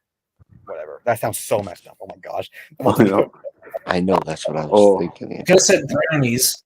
Oh, I fucking No. hate that. Okay. Oh. No, like Hold on, dessert. hold on, The hold on. dessert. Hold on. Two words. Jordan Mason for that game. Christian Save McCaffrey, my who? fantasy. Save my Okay. fantasy. I just say something really important here. Shut up. I was down by 23. They had Jets defense. Was in my other league, by the way. I dropped Mike Williams. Christian McCaffrey's out last minute. So I pick up Jordan Mason, add him, and he scores 22 points, wins me. Oh my gosh. Okay. So I want to say something really. I'm not really quick, but I do want to say something. This is something I strongly believe in. This game, I'm not saying it's to discredit Madison or anything. He had a good game regardless, but I'm saying this. Every single running back is a system running back. Because I heard a lot of people saying Christian McCaffrey's a system running back. Every single running back is a system running back. I'm going to explain why. A running back is only as good as the offensive line. That is a fact. And this just proved it. Because running back is the most replaceable position in the NFL. If you have a good offensive line, because think about it. If the 49ers decided to drop Christian McCaffrey right now, they're still making the playoffs. They just had to drop Brock Purdy, they're not making the playoffs. That's not because Brock Purdy's better than McCaffrey. Not even close. It's just the value of the position. A running back is the most replaceable position, and every single one is a running back. And this is why, and I don't want to use this to go to an argument. I'm gonna just say real quick, but this is why the right move not to pay Saquon Barkley, because if he would have stayed on the Giants, we would not have been able to get new linemen, and he would have got injured again. We had another 900-yard season, and it would go nowhere for him and nowhere for us. That's why we didn't pay him. It was the right move. And everyone doesn't think so. Frick you. And by the way, we did not pick Daniel Jones over Saquon. We offered them both a contract that year. Daniel Jones happened to take it, and Saquon didn't. So that's not true. Obviously, they should have paid him, but I'm not going to blame freaking Daniel Well, Jones for that's all to Saquon. say. That's all to say. I'm not going to blame Daniel Jones for Saquon not freaking signing. That's not his fault. Yeah, I mean, Daniel Jones, he shouldn't. And the fact He shouldn't have taken that, but like, Just saying, you guys in the paid first Brian place. Burns twice as much and gave a second and a fifth for him. Okay, so you think Brian Burns is way better than keeping Saquon? Because John, No, I'm not saying anything. I'm just saying that. Yeah, and I'm it's just- good. So they thank you for saying we made a good move. I appreciate that. So back to the Monday Night Football game. As far as everything else goes, Brandon Ayuk. This is what happens when you be a cocky, arrogant motherfucker. This is what happens. And by the way, Okay, all hold the on, Steelers fans hold need on. to Skip all in my the opinion, Aaron Rodgers Hold on, actually hold played on. good. I'm just all going the to say Steelers that. fans need to shut the hell up. Brandon Ayuk is by far the cockiest receiver when it comes to contract negotiations. I Yet you agree. still give One Jamar good season, and now shit. you were like, When Jamar- Jamar, Zone. when Oh Jamar- my gosh, here we go. Jamar when again. Jamar didn't hold out, but everyone else did. All right, Who go. hold out? Wait, what receiver hold out? CeeDee Lamb, Brandon Ayuk. No, they didn't. yeah, CD did actually hold out for the entire training camp until Yeah, and then I gave him crap for that. But Jefferson didn't hold out. Jefferson did not hold out games. He missed I practice didn't say because he was in Jefferson New held out York. games. Jefferson was in New Jersey, so he didn't really miss out games. And he never said he was going to miss out games, or never did that. And neither did Chase. Okay, and I disagree with both. All right, thank you. But anyway, back to what I was saying. Brandon Ayuk. This is what happens when you be a cocky, arrogant motherfucker all off season, and you spend your whole free agency doing background train. You freaking training in your freaking backyard, running around freaking trees. Like, what the frick are you doing, dude? You're not freaking Tarzan. So yeah, he missed a wide open touchdown, a great pass by Brock Purdy. good. And listen, as far as Aaron Rodgers goes, He actually Aaron played Rodgers good. played I'm not gonna lie. amazing. Sure. Not even just okay, he played amazing. I'm gonna explain why. Aaron Rodgers has played 20 years in the NFL. All 400 games he played, this is the least amount he's been out on the field at any other game. He was only out there for 20 minutes. 20 minutes he was out on offense. And what did he do? He had a touchdown, amazing pass, Allen Lazard. Probably besides Anthony Richardson and maybe Stafford, that's probably the best pass all week. And Most of the bad plays weren't even his fault. he never had the either. chance to get in a rhythm against at all. And when he did, he played. He led down a touchdown with Bryce Hall. He led down a winning drive or a touchdown drive. He had a touchdown, an amazing pass, and besides that, he had receivers missing wide open passes, and he had an interception that was not his fault. Yeah, there was nothing. And he did all that against probably one of the best seasons in the NFL. And people had the nerve to tell him they played bad. Ridiculous. Saying he's As far as washed. There's defense- no way he was late. defense He is was awful. They can't stop the run at all. Their secondary is not good. Sauce Gardner did not look the best. It was just terrible. If they were playing any other team, I think they're and winning. as much as I hate to The say it, 49ers. you might need to pay Hassan Reddick because that was terrible. They need to get it on track. Dude, what happened to Sauce Gardner during that game too? Like he was like out for the game for a I little don't bit. know what happened. Maybe he Hassan Reddick is the biggest asshole. I know, but like at this point, What'd you you even might- go to the Jets for, dude? Bro, So, I'm gonna be yeah, honest, Niners are a I'm gonna be great honest, team. I This is gave not- I gave the Eagles so much shit for that trade. I'd take it all back. Yeah, Fucking they weirdos. must have knew that there was something going on with him like that. But anyway, disappointing game for the Jets. Their defense does not look good, but Aaron Rodgers, they should all be happy they still have Aaron. He's still a great quarterback. he's good. Still a top 10 quarterback. I don't remember one bad play really. And I am from, fully those confident if he was on that 49ers team, the scoreboard would be even worse. So it'd be like If it was in the 40 middle of the season, I actually had the Jets winning. it'd be like 40-10. All right. There's all our week 1 games. Now for the standings, we have every AFC team besides the Jets winning. Okay. Every single team in the AFC North besides, well, the Steelers are the only one winning. And then Texans are the only team winning in the South. And then Chiefs and Chargers are 0-1. Raiders and Broncos are 0-1. What else is new? As far as the NFC, I mean, this is obviously what else is new. Cowboys and Eagles 0-1. Commanders and Giants 0-1. What a shocker. And this is surprisingly, every single team is 1-0 besides the Packers. Sorry. And then Niners and Seahawks are 1-0. Cardinals and Rams are 0-1. And then as far as the South, Bucks and Saints are 1-0, and the Panthers and Falcons are 0-1. Okay, dude, what the frick is this guy talking? All right, whatever. Now, Derek Brown out for the season. We already talked about that. Highly unfortunate. And then we got our top 5 passing yard leaders. Jalen Hurts. I don't know if that counts for the 2 interceptions or the turnovers, but 276. Overrated. Baker Mayfield, 289. Patrick Mahomes in the third, 219. Stafford with 317. Tyreek Hill and Jalen Waddle with 388. All right. Now, I got to get to the first in that game. We're going to talk about that. And then we're going to get to our predictions. Which it's going to be interesting. Oh yeah, and Kendrick Lamar's performing at the. Yeah, dude. He already performed there. I don't know why the frick we have to do that again. I don't know if they can get some real music at some point. Oh, God. It always has to be freaking rap songs. Like, sorry. Anyway. Damn, Could play bro. not like us. Rich McCaffrey, the Madden curse is real. That sucks. Hey, World. Bro, you no, should the Madden curse Wait, is real. World, My didn't you draft fantasy, him the first? Hey, pick? World. first You over- should have accepted my my- trade when you had the opportunity, dumbass. my fantasy picks are real. That's the real He curse. also I didn't he picked pick Jefferson. Don't I care. picked Don't care Jefferson if he's last broken year, leg. and I picked McCaffrey this year. Okay. James Cook Cook. is cooking. James Cook played amazing. Josh Fucked. Allen played amazing.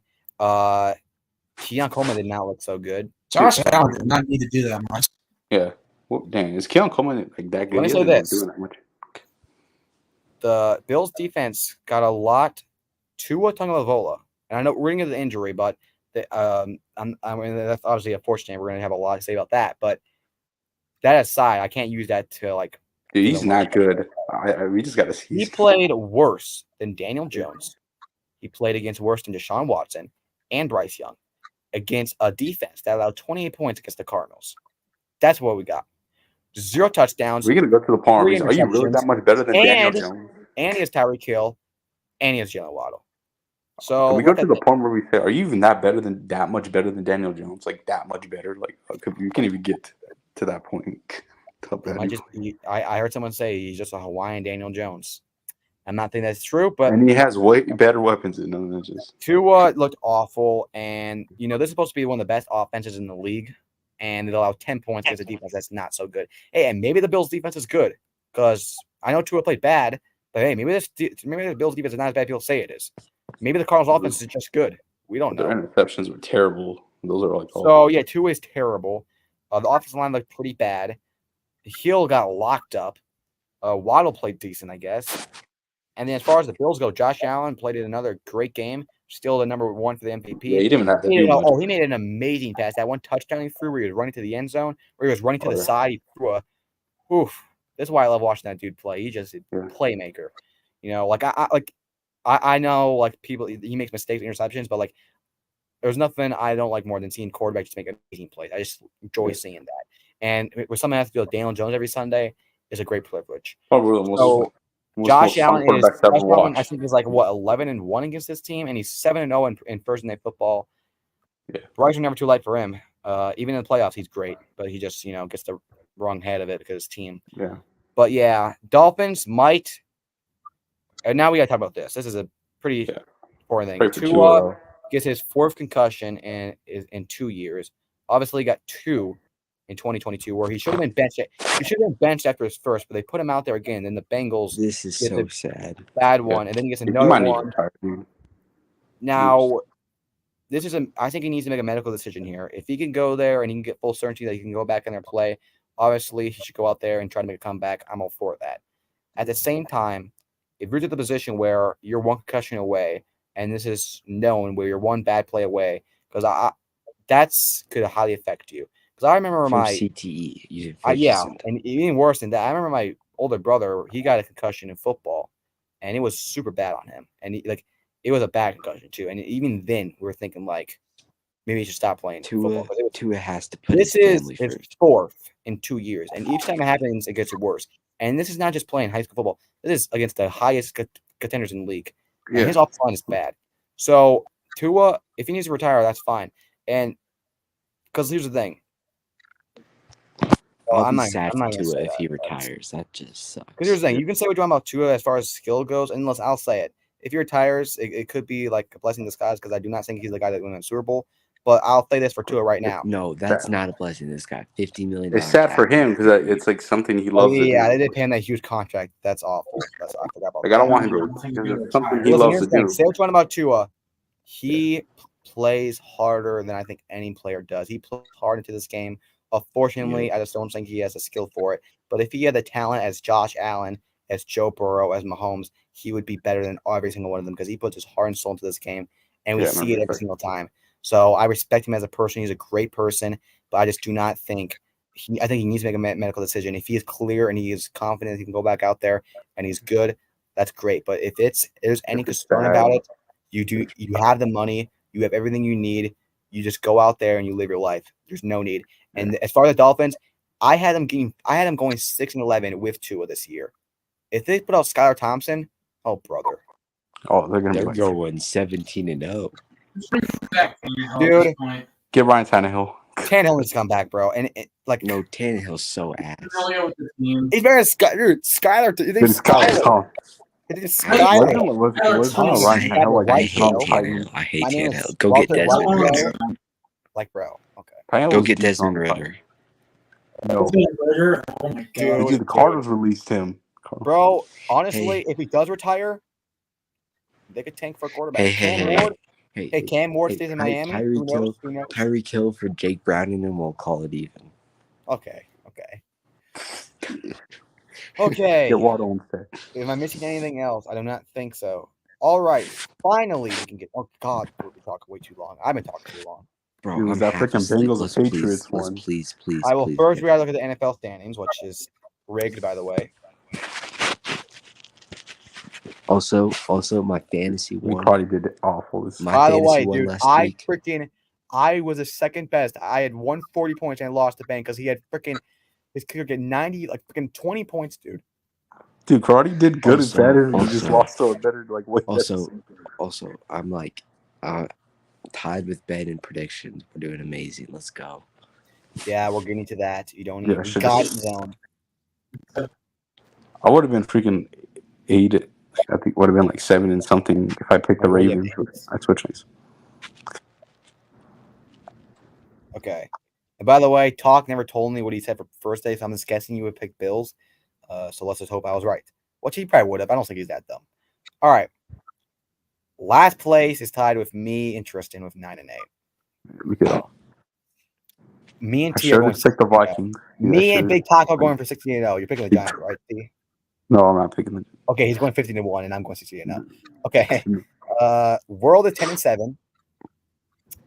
Talk is 12-5, and Ben is 13-4, and Zone is 14-3. Lucky ass picks, dude. Lucky ass picks. This is the most luck ever, dude. Oh, and by the way, I do want to show the report thing. It shows like where the. Yeah, here it is. Oh wait, no, shoot. Oh, that's very cool. I like that. That's nice. Okay, so this is it. So That's it was very 3. It was we had it split to 3 on the Chiefs and Ravens. 4 picked the Packers, 2 picked the Eagles. We all picked the Saints. We're all right. 4 picked the Bears, 2 picked the Titans. The two dumbasses were Zone and Tristan. Dude, they should have won that game.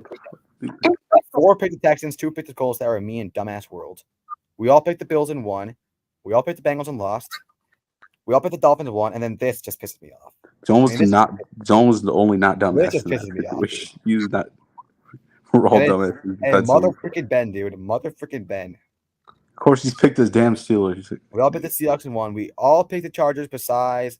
Yeah. Of course, Talk picked the Browns. Okay, actually, I got this wrong. So Ben, okay, Frick. Talk actually picked the Raiders and he picked the Cowboys. I just messed it up, but it's still the same thing. So we actually picked the Raiders, actually. Oh, isn't he a Browns? Okay. Yeah, well, I guess. Well, because he sent me the prediction like 5 minutes before the game, so I had to freaking run to it. But anyway, we all picked the Bucks and got it. It was free split on the Rams. The dumbasses were Tristan, me, and World, and it was free on the Jets, and the dumbasses were me, Big T, and who else was there? Oh, Ben actually picked the Jets. And then week 2, we all picked the Dolphins. The Bills. So that was a no-brainer I there. don't see the Now Dolphins it's beating the time Bills for a long time. get to our NFL week 2 and week 3 Thursday Night Football. Is that it? Yeah.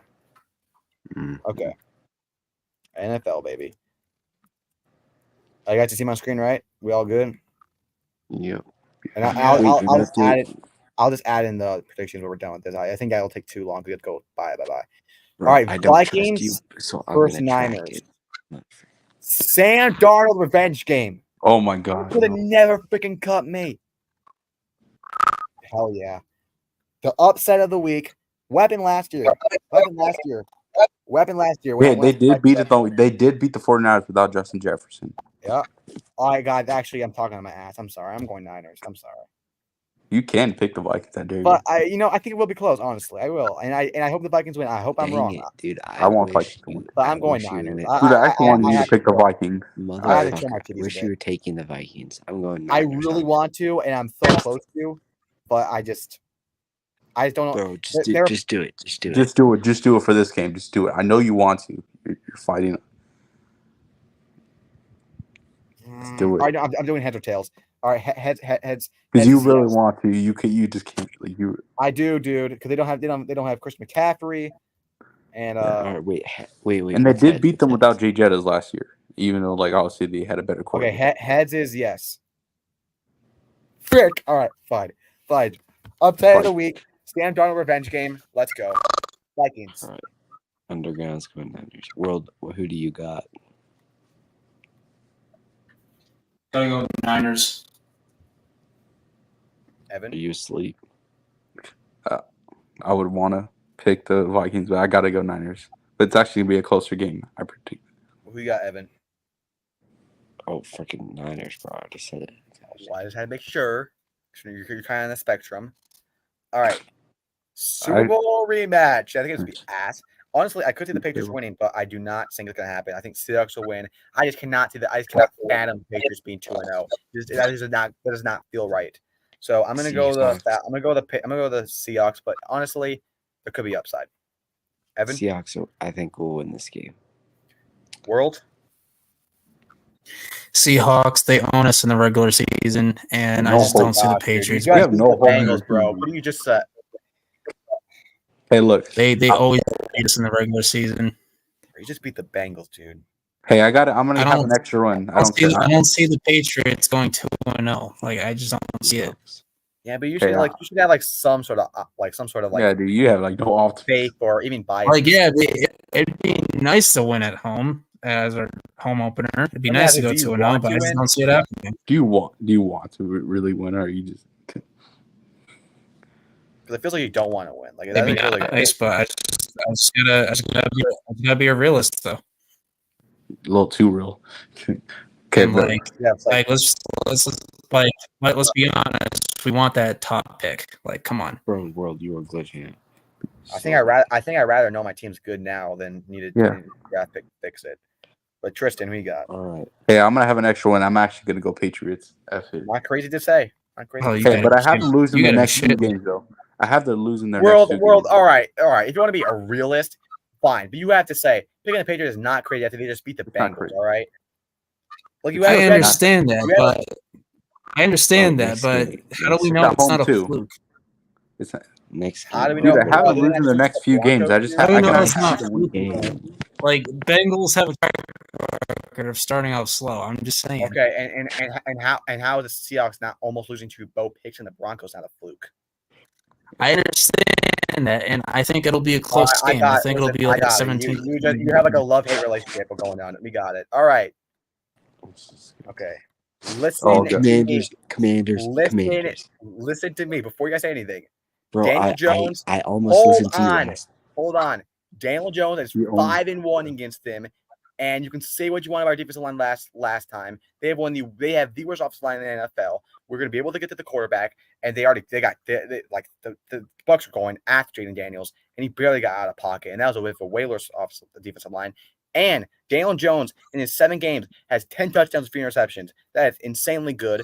And Daniel Jones will do better. And if he doesn't do better, then yes, we suck. But I'm not going to blame you guys for taking the Commanders. We had a shit show. I'll allow it. But Giants are winning this game. Deontay Banks are going to lock down Scary Terry. Nothing else is new. Andrew Thomas is going to against Jonathan Allen. What winning the this game. fuck? And Malik Neighbors What the fuck? is going to eat Emir Forbes up for lunch, breakfast, and dinner. And Sexter Dexter, he's going to get the Jaden Daniels right away. That's all I have to say. Giants are winning in an ugly, bad game, and it's going to be fun. It's gonna be like 10-7. Evan?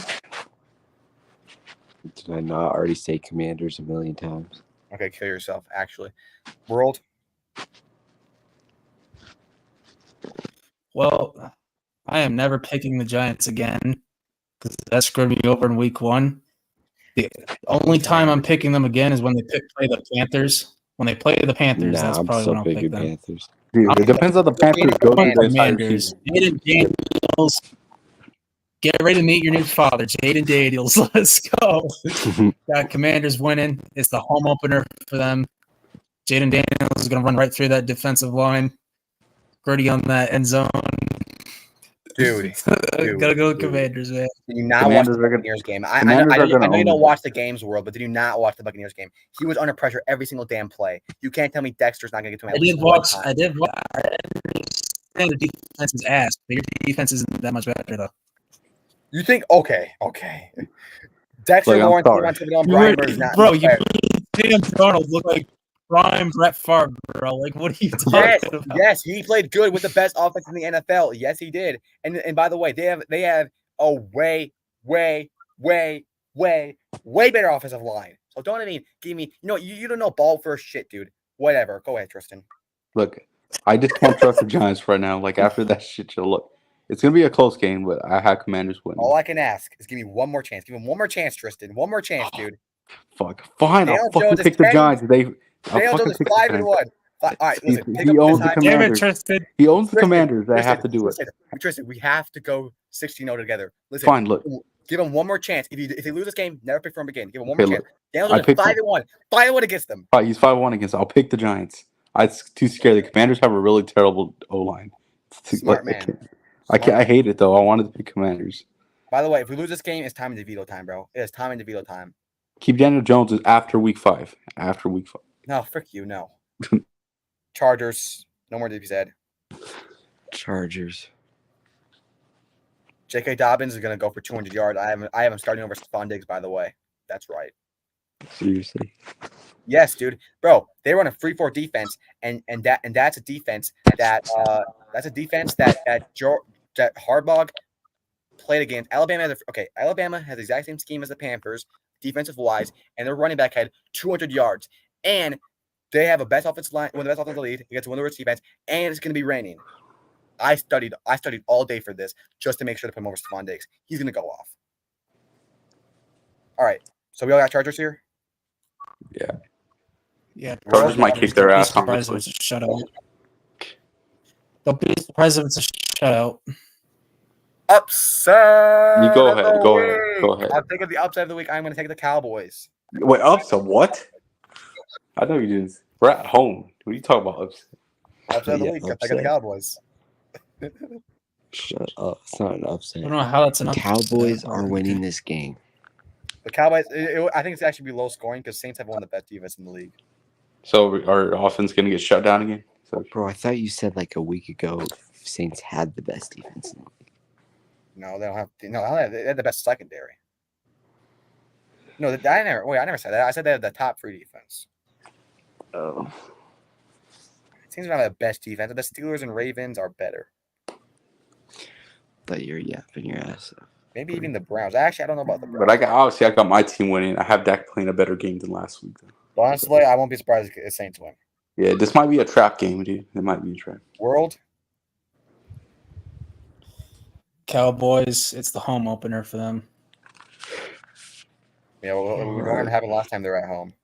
All right. Yeah, it's not the Packers, buddy. Now I would pick Packers if Speaking they of had the Jordan Packers, Love, but you have one of the worst. This would have quarterbacks been in more the league, exciting, but I gotta go Colts. Just starting Malik I'm Willis in this going game. I have no Colts. faith in him.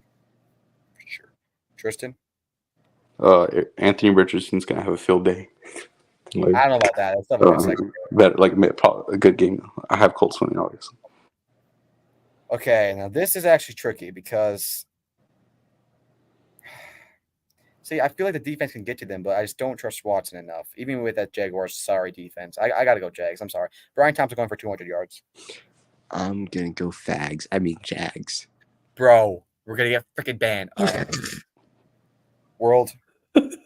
Sorry. When I see the Browns, I I'm gotta just go like, Jaguars. Deshaun Watson sucks. I got Jags too. This game could be tricky. We'll see. All right, Jets. Will Levis gonna be on his knees again after Aaron Rodgers was 7 touchdowns. Jets. World. I go Jets. Will Levis is probably gonna throw a pick six to Sauce Gardner. Jets are going to destroy them. Bucks Lions. This could be a tricky upset, but I just cannot do it. I just can't. I gotta go Lions. I want to, I'm but gonna go Lions too, but I could also see an upset. I already Yeah. have my upset with the Vikings, and I'm already regretting that. I had to pick the damn Giants. Okay. I just did. Hey, that's not an upset, okay? That's an even matchup. You know that. I know. It's Giants. I mean, they're both ass. What else World. are you picking? I love both teams. I'm gonna go the Lions though. I got Lions too. I just can't see them. Ravens Raider. I honestly see this being pretty low scoring because they don't have great defenses, but I'm Yeah, going but there's no Raiders. way the offense of the Raiders is actually doing. Ravens are winning, unfortunately. The big cock rock can go for Gotta 200. go Ravens. And, Gotta go and Ravens. when I Bounce said back from that Ravens- Chiefs loss, and it's the home opener for The them. defense for the Raiders won't do bad, but the offense ain't doing shit against the Ravens, so obviously Ravens. All right, And when I'm rooting against the Raiders, it's bad. all right, guys. I mean, I can when I'm actually- rooting, Upset of the week. I'm going the Cardinals. Kyle Murray and Marvin Harrison are going to get their stuff together, and they're going to beat the Rams. This is a divisional match at home. I'm going Cardinals. I could definitely see it. I'm still gonna go the Rams though. World. Rams. Sorry, Rams. You're gonna go 0-2. I got Cardinals winning this too. Actually. All right. Now, Oh, I'm actually excited for this. I want the Bengals to win slightly because don't piss me off. But I'm Right. sorry. I see no chance the Chiefs winning just from what I saw last I'm year. awake. From what I saw I'm this awake. year, I'm going Chiefs by maybe I'm awake. 14. All right, this game does decide a lot, and isn't biasy talking 100%. I am the most biased fan ever when it comes to this scenario. But my heart, my soul, nothing a part of me can pick the Kansas City Chiefs because I'm a Cincinnati Bengals fan. And if there's one thing that's going to wake this team up, it's going to be the Kansas City Chiefs. And I, in the least cocky way imaginable, pick the Cincinnati Bengals. Please, please, please, please, please, please win. So in Arrowhead, who do you think is going to win? Tristan. Look, I got Chiefs winning. Patrick Mahomes. If you lose this game, you gotta call Joe Burrow your father. You gotta just say. No, this I think he'll say it to the media because he can say that and go to bed with 2 MVPs and Super Bowl rings. But yeah, I got Chiefs winning. Did you have to win? You have to beat the He's Bengals saying here. Jared Goff, Owen Stafford. Oh yeah, yeah, you own me. Yeah, But dude, the Chiefs have to have beat the this little kids Bengals have team. fun with their little claims because they have no Dude, the rings. Chiefs have to beat this Bengals team. There's like no. All right, Ben. All right, Frick World. Upset of the Oh my week. Dude, they just lost to the Bengals- Patriots. You bro. guys Oh executed my it gosh, on the dude, Chiefs. this guy Will win means it. This guy at means right Arrowhead, Bengals all the time. and they Bro. will Hey, beat the means No, right bro, Chiefs. I'm not even. Fuck Taylor Swift. I'm- Fuck Travis Kelsey. I'm not even happy about this because every time World picks the Bengals to win, World, the so Bengals lose. World, you had the Chiefs predicted going 0-2 because you had the Ravens and this. Is that what you think? Yeah, I did. Okay. Like the Bengals always start off where you really can see them actually. All right. Now Okay. I really wanted Russell to start this game for a revenge game, but unfortunately no. But I still see Justin Fields winning this. And yes, Justin Fields is going to start 2-0. Russell still has that winning job, but I do not see the Broncos getting it done. I'm going Justin Fields and the Steelers. Sean? I'm gonna be biased. I hate the fucking Pittsburgh Steelers. Oh, bro, Bo Picks is not going to do nothing with that Steelers defense. Bo Nix is gonna get his first career win, and it's gonna be beautiful. Maybe he has a pick 6. Yeah, maybe. But anyway, I mean, no World. sense. You said first. Oh, if I said first career. I gotta go the Steelers. Their defense alone should get this win. Yeah, There's no way in hell Broncos actually still bro, score. they probably wouldn't have to put their offense out. They'd probably still win this game. I'm not Dude, joking. there's no way in hell the Broncos can do anything against this defense. I got Steelers. Like I guarantee Right, Bo Nix yeah. gonna get sacked by TJ Watt like 4 times, Bro, and he's this gonna throw is like more 2 than pick that football. sixes to Dude, this actually might be Joey Porter or exciting. whoever. That could be a CJ blowout. Stroud is going to expose Caleb Williams if he's not already exposed already. Maybe he wants to. but Bro, again, I'm sure. Do you realize what you just said? CJ Stroud's gonna expose Caleb Williams. Expose, really? yeah, I think maybe he wants to. I don't know. Yeah, but Texans winning. Yeah, Texans winning. Absolutely. Tristan? At first, it could have been an exciting game, but after last week, yeah, Texans might destroy them, honestly. Yeah, Texans. Big W, W. Yo, world. There's just no way. There's no way I'm going to pick the Bears after they did not score a single offensive touchdown. All their touchdowns came from the defense. I gotta go Texans here. This could be a blowout, unfortunately. Okay. Now, hear me out. I know it's Kirk Cousins Eagles. on the next. Eagles. Sorry. I know it's Kirk Hey, Cousins I on the already next. know Bet all the birds. Hold on. I want to pick the Eagles, but I know it's Kirk. I want to pick the Eagles. I know it's Kirk Cousins on the Monday Night Football. But last time Kirk Cousins played the Eagles on Monday Night Football, he had 4 touchdowns, 0 interceptions. Bro, And- you do not want to pick the Eagles. Stop lying. Hold on. Well, on paper, I do not. I don't actually want to pick them. But Kirk Cousins had 4 touchdowns, 0 interceptions last time he played the Eagles. And their defense only got worse. Their secondary's ass. We saw Jalen Reed get 100 yards. We saw Jordan Love go off against them. I feel like Kirk Cousins is going to find rhythm, and they're going to cook it. And as far as defensive goes, this defense, I think it will still be a high-scoring game because the Eagles have the best offense in the league. But this defense should be able to get to them more. They have Matthew Judon. They got a great secondary. We have to see AJ Terrell step up a bit, and we got to see him get stop the run, please. I know it's Kirk Cousins on Monday Night Football. I know it's Eagles at home, but I do feel that they'll get the upset here. If it's it's an upset. It's an upset. So I'm gonna pick Kirk. And as far as Jalen Hurts, let's hope he doesn't have 4 turnovers again because this is probably even a better defense. So yeah. I'm going Eagles. Tristan? This is one of the games I hope I'm wrong, but I got Eagles winning, but I really want Falcons winning. You'll be wrong. Ben? World? This is a really, really, really rough decision. Come on, World. It's Matthew because Judon, bro. Come on. Eagles are at home. The Eagles are at home. Agree with me for And once. Kirk Cousins did not have a great debut.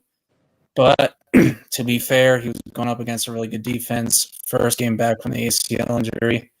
Eagles' defense is not that good. Their secondary is old or either has rookies. You know what? Fuck the Eagles. I'm going to take the Falcons. Yeah. I think everything I said. Judon, you better get at least 3 sacks on Jalen Dude, Hurts. I want to, but I can't. I just can't. All right. Now, this is going to be like a freaking Joe Biden versus freaking Trump here. Oh my gosh, 2 old ass quarterbacks. But I'm They're going. running. The only good thing about I'm this. going Jets. Honestly, Drake May should start here. If they lose at Seahawks, he should start because the Jets defense is not that great. Honestly, if you really look at it, it's not looking that good. So maybe Jets. maybe And Jets maybe if defense Drake- is great. if Drake May starts, who knows what could happen? Jets yeah. have a great defense. Okay, yeah, only like almost 40 points. Sauce per round, Gardner, Reed, Carter, Quinnen but- Williams. Yeah, but also almost TJ like 40 Mosley, points. Quincy Almost 41 Williams. points per round them. But there is that. Bryce Huff. 41 points. Wait, no, Jets. they don't have Bryce Huff anymore. Son of He's on Oh, the fuck. Eagles, right? Yeah. Yeah, I'm gonna go Jets though. Even if Drake May starts, I still think Jets will win this. But who knows what could happen? It's World. Mm.